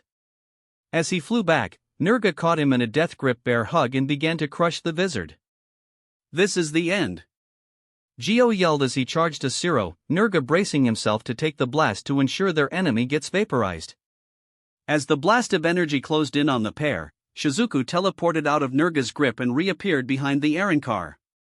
The Frachin took the full blast of his ally's attack, and when the Zero blast died down, he swung his scythe and sliced the mammoth in half before releasing his own energy blast at the apex of the swing and striking Gio. The saber-tooth Aaron car fell to the earth and landed with a crash. Shizuku looked down on his fallen adversary and used his power to teleport several more buildings above him and dropped the many tons of rubble down on the Aaron car. Black smoke engulfed him again and the siblings were two people again. Phew, that takes a lot out of me. Hamura panted as the exhaustion hit the pair. We should get out of the way and recover. We're no good to anyone as we are now. Shizuku advised as they made their way to Ganju. Chapter 75, Winter War Isolation, Age, and Sacrifice. Isshin vs. Stark. To most fighters, it was a furious battle. Every swing creating a shower of sparks as the blades collided in shockwaves of force that rocked the very air. The battling duo blitzing around the area as they continued to struggle against each other. To the wiser and more experienced fighters, the two were simply putting on a show. Instead of putting any effort into killing each other, Stark asked if they could just fake it since he wasn't in any real mood to fight, and Isshin agreed since he'd rather try to get the Espada to change sides. Those two. Stark thought as he kept an eye on the other fights, particularly the siblings. Are they like me? He barely managed to block a swing from Isshin as the two continued to clash. This one is strong, so are many of the captains. Was I just unlucky to be where the strong are forced to be alone? Something on your mind, Arankar? Isshin asked, breaking the Primera out of his thoughts just before flicking him in the head and sending him flying through a couple of buildings. Lilinet wanted to attack the captain that struck her partner, but some surprisingly quick action from Stark stayed her hand as he attacked the captain. Am I that easy to read? He asked lazily as the two continued their dance of blades, occasionally throwing in a punch or a kick. Comes from being a dad. Especially to a teenager and girls. Isshin returned as he dodged a sudden Ceroblast that Stark released without any buildup. And you were really interested in Hamura and Shizuku's fight. The two stopped and analyzed the other. You know, we wouldn't need to fight if you were willing to change sides. Stark narrowed his eyes and dashed at Isshin, exerting actual effort in throwing the captain off guard before throwing him into a building. It wasn't a second later that the Soul Reaper struck him with a hard kick to the head that sent him tumbling. Mercy? He wondered, remembering the years and years of isolation he suffered because of his own strength. And this is supposed to be the father of that kid that invaded Las Noches? A kid that Aizen seems hesitant to fight? How is it that Ichigo kid can have so many companions if he is strong? He unknowingly whispered aloud as they clashed again. It's because he has companions that my son is strong. Isshin spoke out, freezing the Arankar with the absurdity of the idea. Ichigo made sure to become strong so that he could protect his companions and then did the next important step, ensuring that he could control that power. The fight stopped as Stark processed those words, turning to look at his only companion in his life. His other half and Frachin Lilinet, who sat on a nearby building and waited for Stark to need her. The one he created to free himself from his isolation, further aided by Aizen giving him a people in the Espada. Now here he was, once again being offered a group and more companions, but he would have to betray his first savior for a possibility. Ranjaku, Senna, and Momo versus Tracebestias. So, 3 of us against 3 of them? Matsumoto asked as Senna and Momo blasted through a Jillian and began to close in on the female trio of Arankar. Are we still recruiting, by the way? I think so. Momo answered as she began to spin a keto net for any future traps she wished to use. But I don't think they're willing to betray their masters. Just then, Senna jumped past them with her usual manic pixie smile. I'm on it! She loudly cheered as she got in front of the trio of Arrancar women. Sup? Name Senna Shiba of Squad 15. She happily announced to the girls. Question, what would it take to get you nice ladies to switch sides? This got them to stop and look at Senna like she was insane. Is this bitch for real? The black-haired girl with heterochromia eyes asked her allies. Her mask was a vertical headband with a single horn on her head. The other two were a dark-skinned Amazon woman with long wavy black hair and a three-pronged crown with a thick necklace as her mask, wearing little more than a tube top and pants, and another woman with long olive green hair and a long-sleeved dress with 3 pink dots under her right eye with her mask resembling a hairclip. What the hell is going through her head? Looks like Soul Society really is recruiting like that Kurosaki kid said. The Amazon returned, glaring at Senna, who was still smiling and waiting for an answer. But they must be insane to think that we'd ever betray Lady Harabelle. If you recall, Ichigo Kurosaki's group was making that offer to the Espada as well. The long-haired girl reminded them. They might try to convince Lady Harabelle to defect as well. Which, by the way, is the only way we'd accept your offer, Miss Shiba. She continued, making her fellow Arrancar nod at the truth of her words while Senna pondered the matter. I see, she whispered while Hinamori and Ranjaku circled around and continued the distraction. Then what would need to happen for her to switch sides? The three Arrancar looked at each other, having a silent discussion on the matter. Lady Harabelle joined Aizen for the power to protect us. The Amazon answered for them. You'd need to convince her that she wouldn't be making a poor decision or sacrificing others for power. Sounds like she and Ichigo would get along great. Senna returned, smiling at how alike the female Espada and the hybrid protector were. What are your names? Emilu Apache, Arrancar 54. The tomboy answered first. Francesca Mila Rose, number 55. The Amazon continued. Number 56, Cyan Sun Sun. The olive-haired girl finished. I'll be sure to remember that for when we become friends. Senna nodded in response. Till then, this is gonna hurt. She jumped back, surprising the three as they were soon tied up in a multi-layer keto net that originated from both Momo and Ranjaku. Burst! Hinamori said as she tapped her released Zanpakuto against the keto and sent the explosion coursing through the cords. Toshiro versus Harabelle. The young captain and dark-skinned Espada clashed, the two giving a fragment of attention to the latter's fraction as Toshiro tried to think of a way to end the fight either quickly or peacefully. He was faring much better in his Shurkai since training with Ichigo, while the Espada had yet to use her Resurrection. Is that true? The young captain asked as he and the shark got in a blade lock. What those three said, is it true? The stoic Arrancar narrowed her eyes before kicking the young captain back. It's a foolish idea to try and talk me into changing sides in the middle of a fight, Captain. She responded, charging power through her blade. Ola Azul. She shot a blast of energy at her opponent, who narrowly dodged and clipped his shoulder. I don't need to talk to you. Toshiro responded, earning a raised eyebrow from the Espada. If what they said is true, then you are going to willingly change sides when Ichigo shows up. You believe he's stronger than Lord Aizen? She asked as the fight between them actually stopped. I think Aizen is afraid of him, Hitsugaya returned, and that's why he chose to attack while Ichigo is in Hueco Mundo. The Espada looked to her master, currently fighting back against the head captain and Urahara, and wondered if what the ice dragon said was true. Her thoughts were interrupted when she saw her fraction engulfed in an explosion before turning to glare at Hitsugaya. We're still fighting, but they won't be killed. He returned before sending a swarm of ice dragons at her. You'd best be telling the truth. Destroy. She commanded before getting engulfed in a shell of water that smashed the dragons to bits. Teburon. Tessai versus Barragan. And who are you, Aunt? The elderly Espada asked his opponent. A tan man in a dark blue robe with a wide-raised collar and staff in hand. Off to the side was a larger, more rotund figure with pink hair and dark pink robes. Aizen gave you info on all the current captains and people of interest, but I don't recall you ever coming up in any briefing. The tan man glared at the Arrancar through his shades, before slouching over with a cloud of depression hanging over him. I do seem to be forgotten easily. Tessai moaned, wiping away some tears from his eyes. But I suppose that is the price to pay, considering my position, he said before straightening out and facing the former Hollow King. Hachi! I may need to cut loose, give us a barrier, he ordered, earning a nod from the man who began to wave his hands around and casting his spells. Ryubi no Jaman, Koko no Jaman, Kigai no Jaman, Hoyaka no Jaman.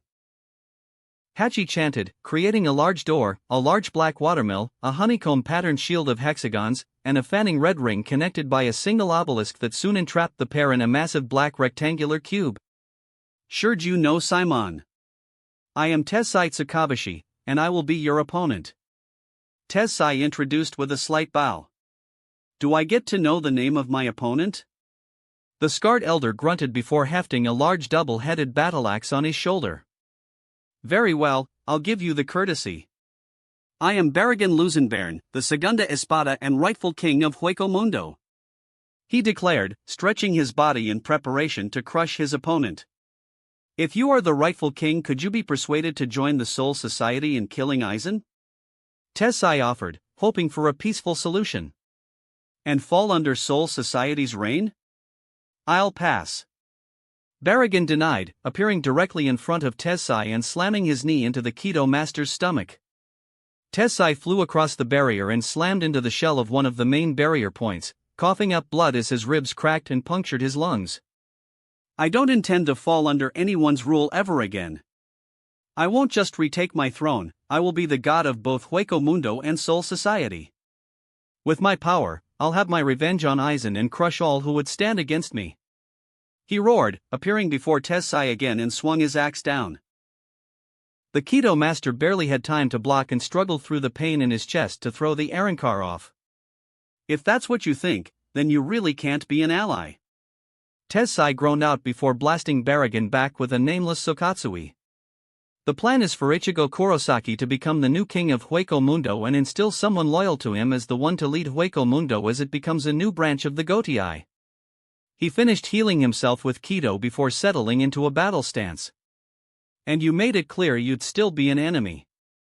You really think you stand a chance against me? The former king scoffed before Tessai appeared at his side, with his palm ready to slam into Barragan's head. However, before he could make contact, Tessai felt his attack slow down. In that confusion, Barragan slammed his fist into Tessai's ribs once again and snapped a few more of those bones. Tessai dashed away and thrust his staff at the Espada and cast a nameless Gaki Reko, sending hundreds of green energy bolts at his opponent. As he did that, he also kept a close watch on Barragan. He was dodging every single attack that came close, but the really interesting detail was that those same attacks seemed to slow down in mid-flight. Gravity control? He wondered, trying to figure out what was happening. No, the bolts kept along their paths with no change in trajectory. Air density? That would also include more noticeable changes. Could it be? Are you trying to figure out my power? Barragan asked, finding amusement in the futility of Tessai's attacks. If I had to guess, you manipulate time. Correct? Tessai said, earning a small look of surprise from the Espada. That is correct. All of the Espada are granted a power based on their aspect of death. My aspect is age, or time as you said. The most powerful and inevitable of all the aspects, he said, holding up his free hand. With just a touch I can make your very bones rot. He then held his axe out. But why touch, when I can just will it? Rot, arrogant, he said before engulfing himself in black flames and becoming a skeleton in a large purple cloak with black fur hems with an ornate gold crown and bracelets. That is indeed a form befitting a king of the dead, Tessai admitted, letting go of his staff. My applause to your grace.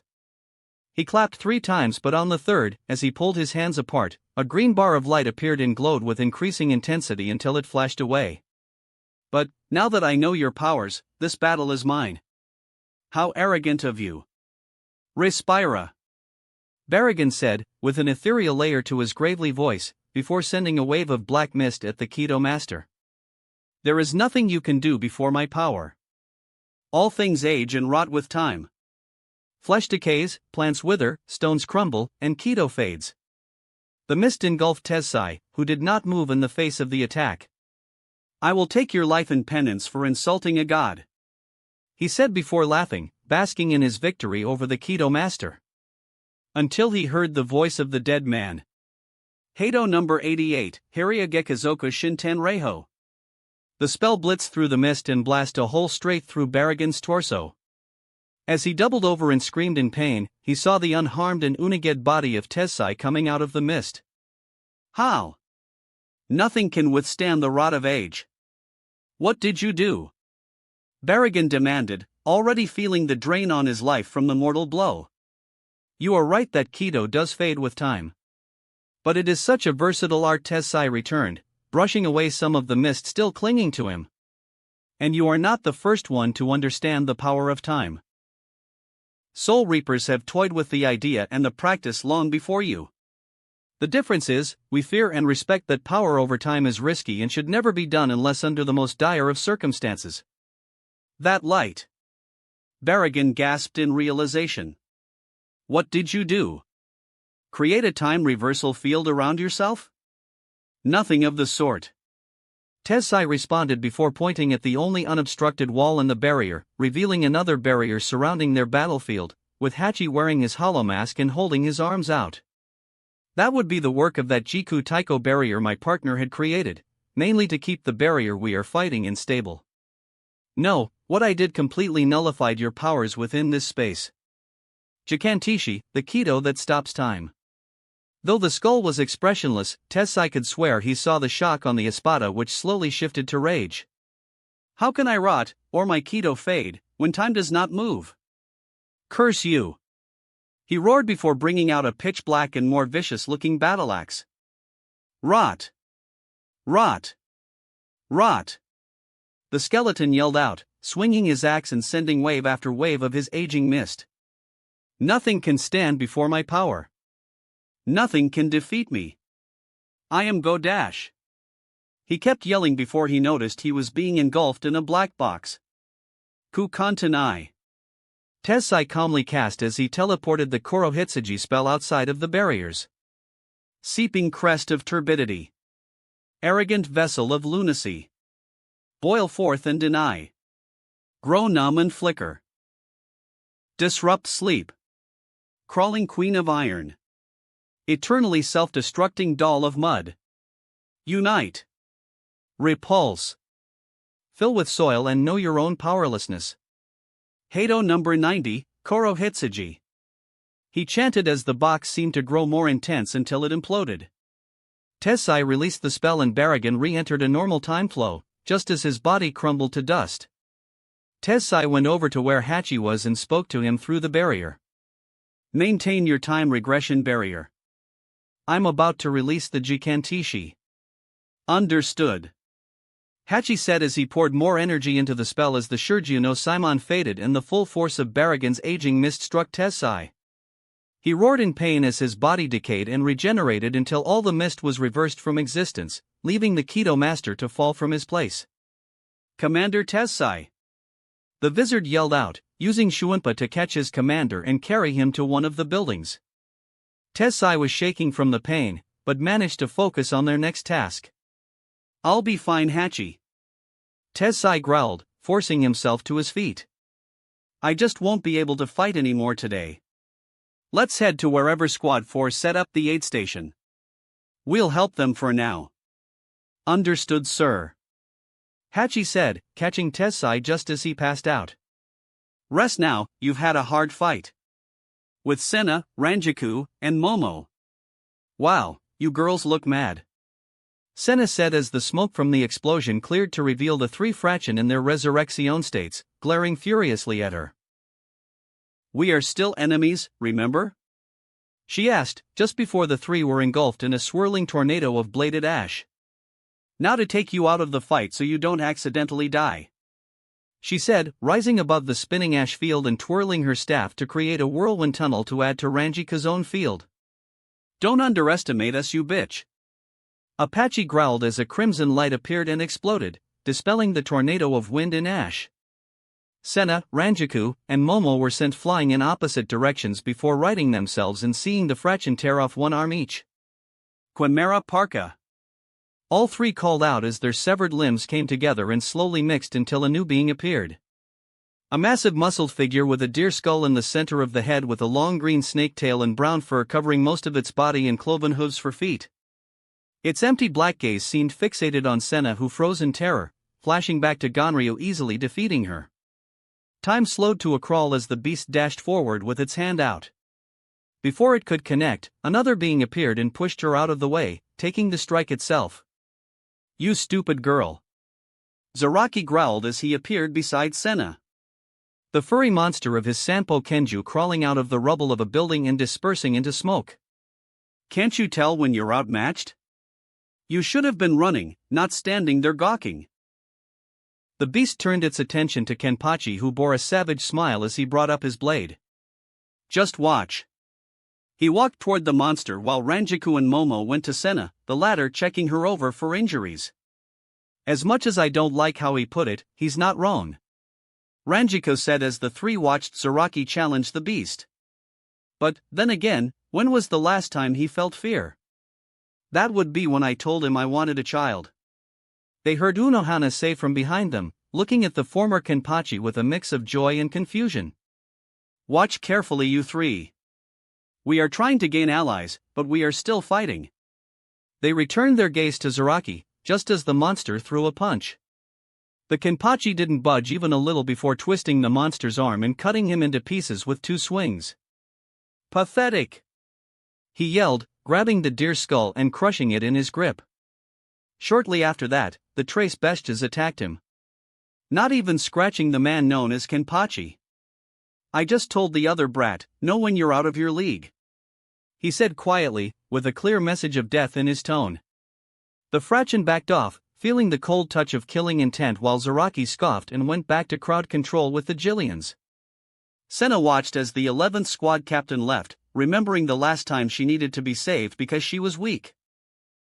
She tightened her grip on her Mirokumaru and dashed forward, striking Apache in the stomach while Ranjiku followed and took Mila Rose, leaving Momo with Sung Sun. "We're your opponents," Momo declared, holding up Tobium as the spirit manifested beside her. "Now let's fight."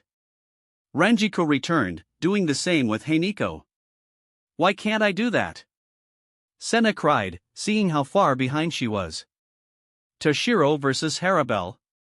Seconds after Harabel released her Resurrection, going from a somewhat modest appearance to a more revealing miniskirt with thigh-high boots and rather small armor covering the underside of her breasts and nipples with big spalders and a small collar, wielding a massive pada or gauntlet sword, Toshiro released his Bankai. Something that did not tip things in Hitsugai's favor, as Harabel was one of the Espada that took training seriously. Every speck of ice was turned to water and vice versa, powers were their stalemate. The difference was that Harabel had more speed, strength, and experience. For as much of a prodigy Toshiro was, he still couldn't fully utilize the power of Hyarinmaru, having only learned the true power of the blade after getting his Zanpakuto spirit back. "This is so damn it!" he mentally cursed as he tried to fly around the Espada, only for her to use Sonido to intercept and slash at him. He managed to block the brunt of the attack with his sword in thick ice, so instead of getting cleaved, it was like getting hit with a club that sent him flying. While trying to right himself, she shot dozens of high-pressured water bullets that tore his ice away just as fast as he regenerated it. He examined the ice petals floating behind him, a mix of time and power exertion eroding each one away. "Ichigo, please show up. If Hyarinmaru is right, I can't promise she'll live." He was down to his last three.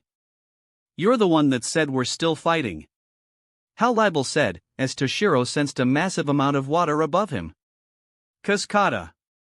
The water blasted toward him like a high-pressured power geyser, thicker than any of the buildings around them. "This is bad," Toshiro said as he created a thick shell of some of the coldest ice he could muster, eating away another petal as he did so. The water slammed into his barrier and he felt the ice erode away with every drop.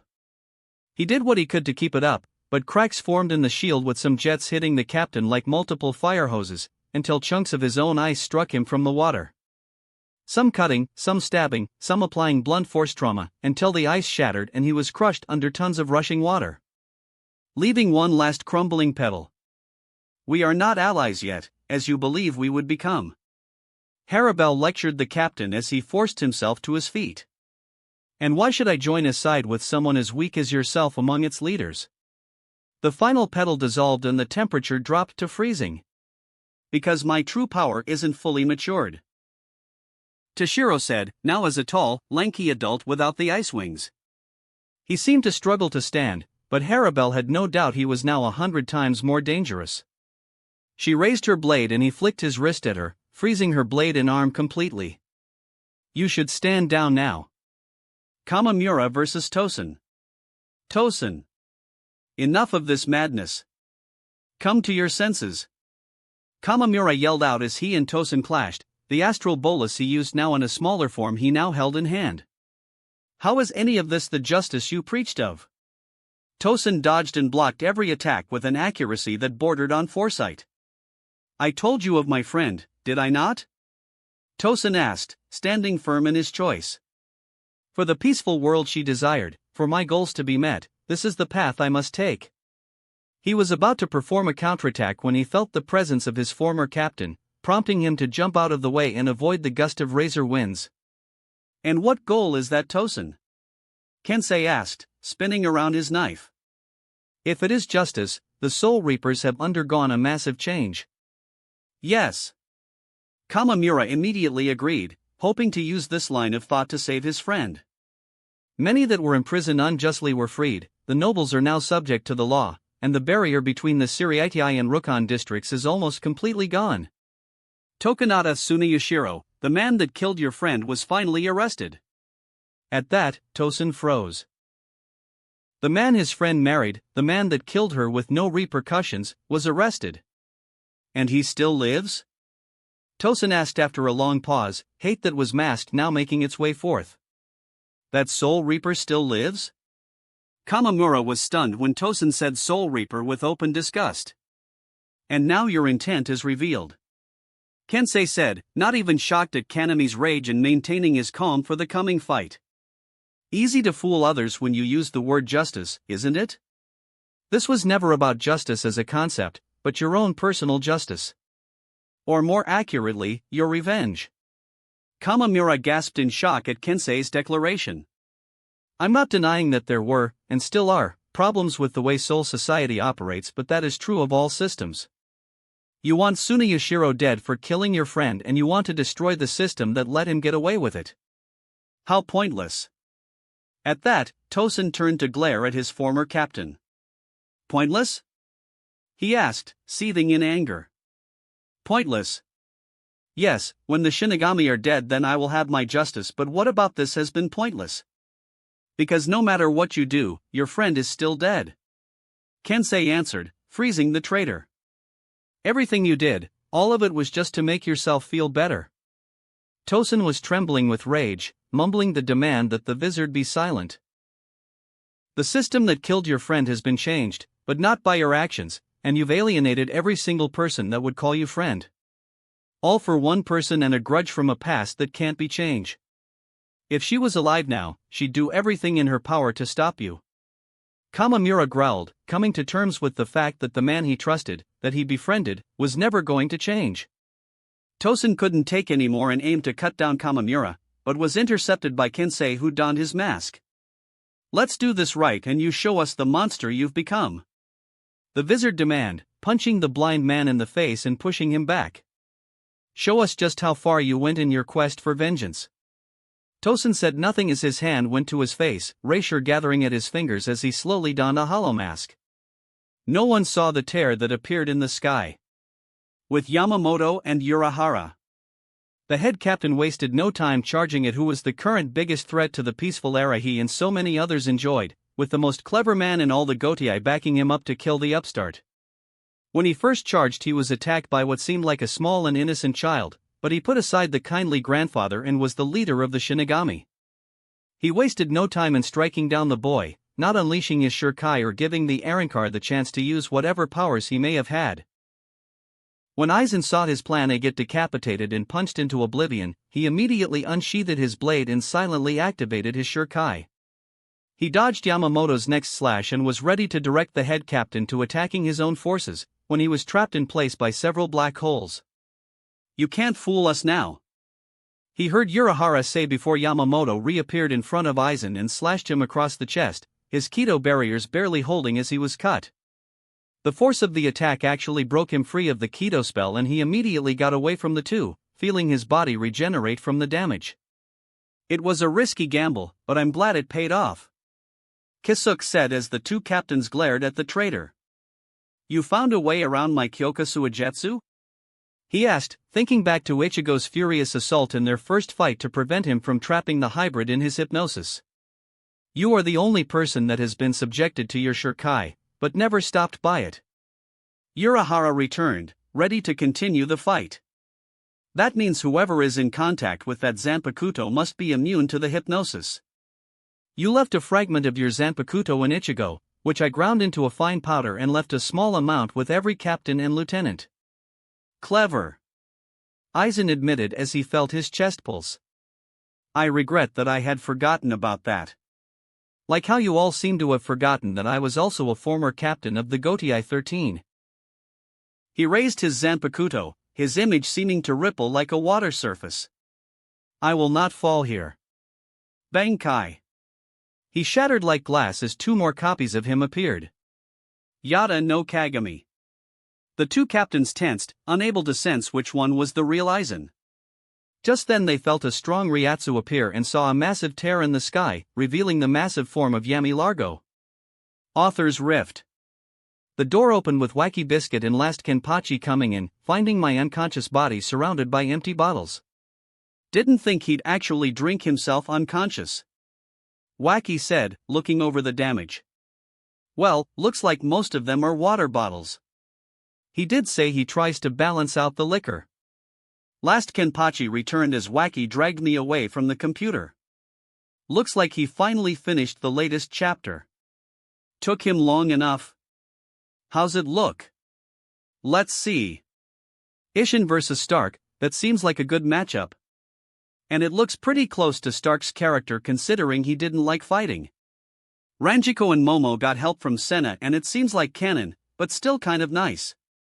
Toshiro vs. Harabel, just Toshiro doing a little better and telling her she'll join them when Ichigo appears. Is that right? Well, Ichigo did turn Ulquiorra. One of Aizen's most loyal, so that might count for something to her. Wacky answered, following the instructions I left taped to my chest in case I got pass out drunk. Step 1, dunk my head in alternating hot and cold water. Good point. Next is Tessai vs. Baragon. This might be his longest single fight. Looks like after Tessai used the time stop Kido, the Segunda went down pretty easily. Let me see. Wacky said, dropping me to the floor, as he looked over my writing. I can believe it. You sure? Yeah, there is precedent that when the special ability of an Espada failed that they lost all reason in a mad rage. Remember Zamari? Good point. Besides, Tessai is the strongest Kido master matched only by Aizen. So a high-level Heido with an incantation would definitely kill Baragon.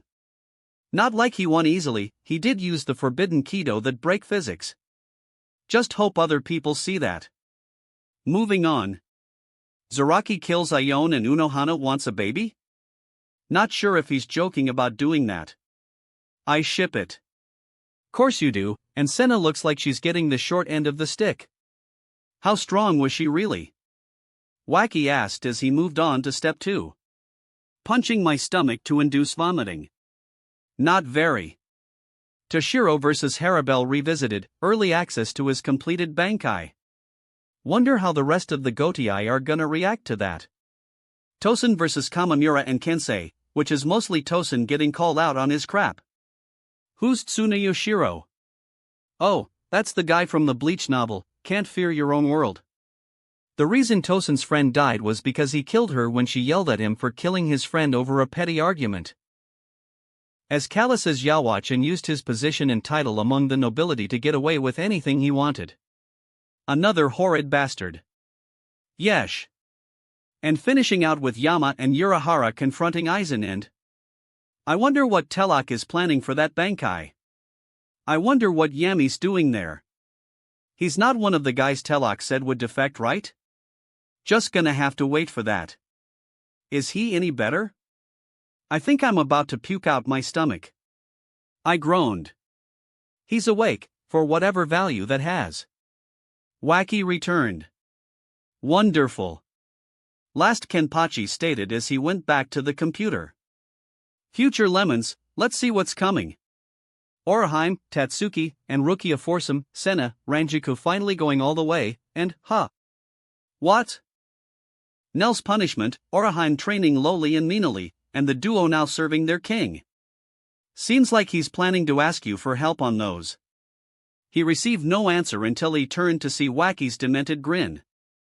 You seem way too happy for this. That wraps up this part of What If Ichigo Awoke His True Powers to Save His Mother. Thanks so much for listening. As always, new parts drop every 4 days, so be sure to stay tuned. Quick reminder. What If Natsu Had Dual Elements is now on hold, since we've caught up with the author. I'd love to do another poll to decide our next project, but unfortunately, due to my travel plans, I won't be able to start a new series until the end of December if we go that route. So instead, I've decided that the series which came in second place in the last poll will be our next project. That means the series replacing What If Natsu Had Dual Elements will be What If transmigrated into One Piece and became a Marine? Also check out my Patreon channel for early releases of all the series, where you can find all the series released one day ahead of YouTube. If you enjoyed the video, don't forget to like, subscribe, share it with your friends, and please consider supporting the original author as well. See you in the next one.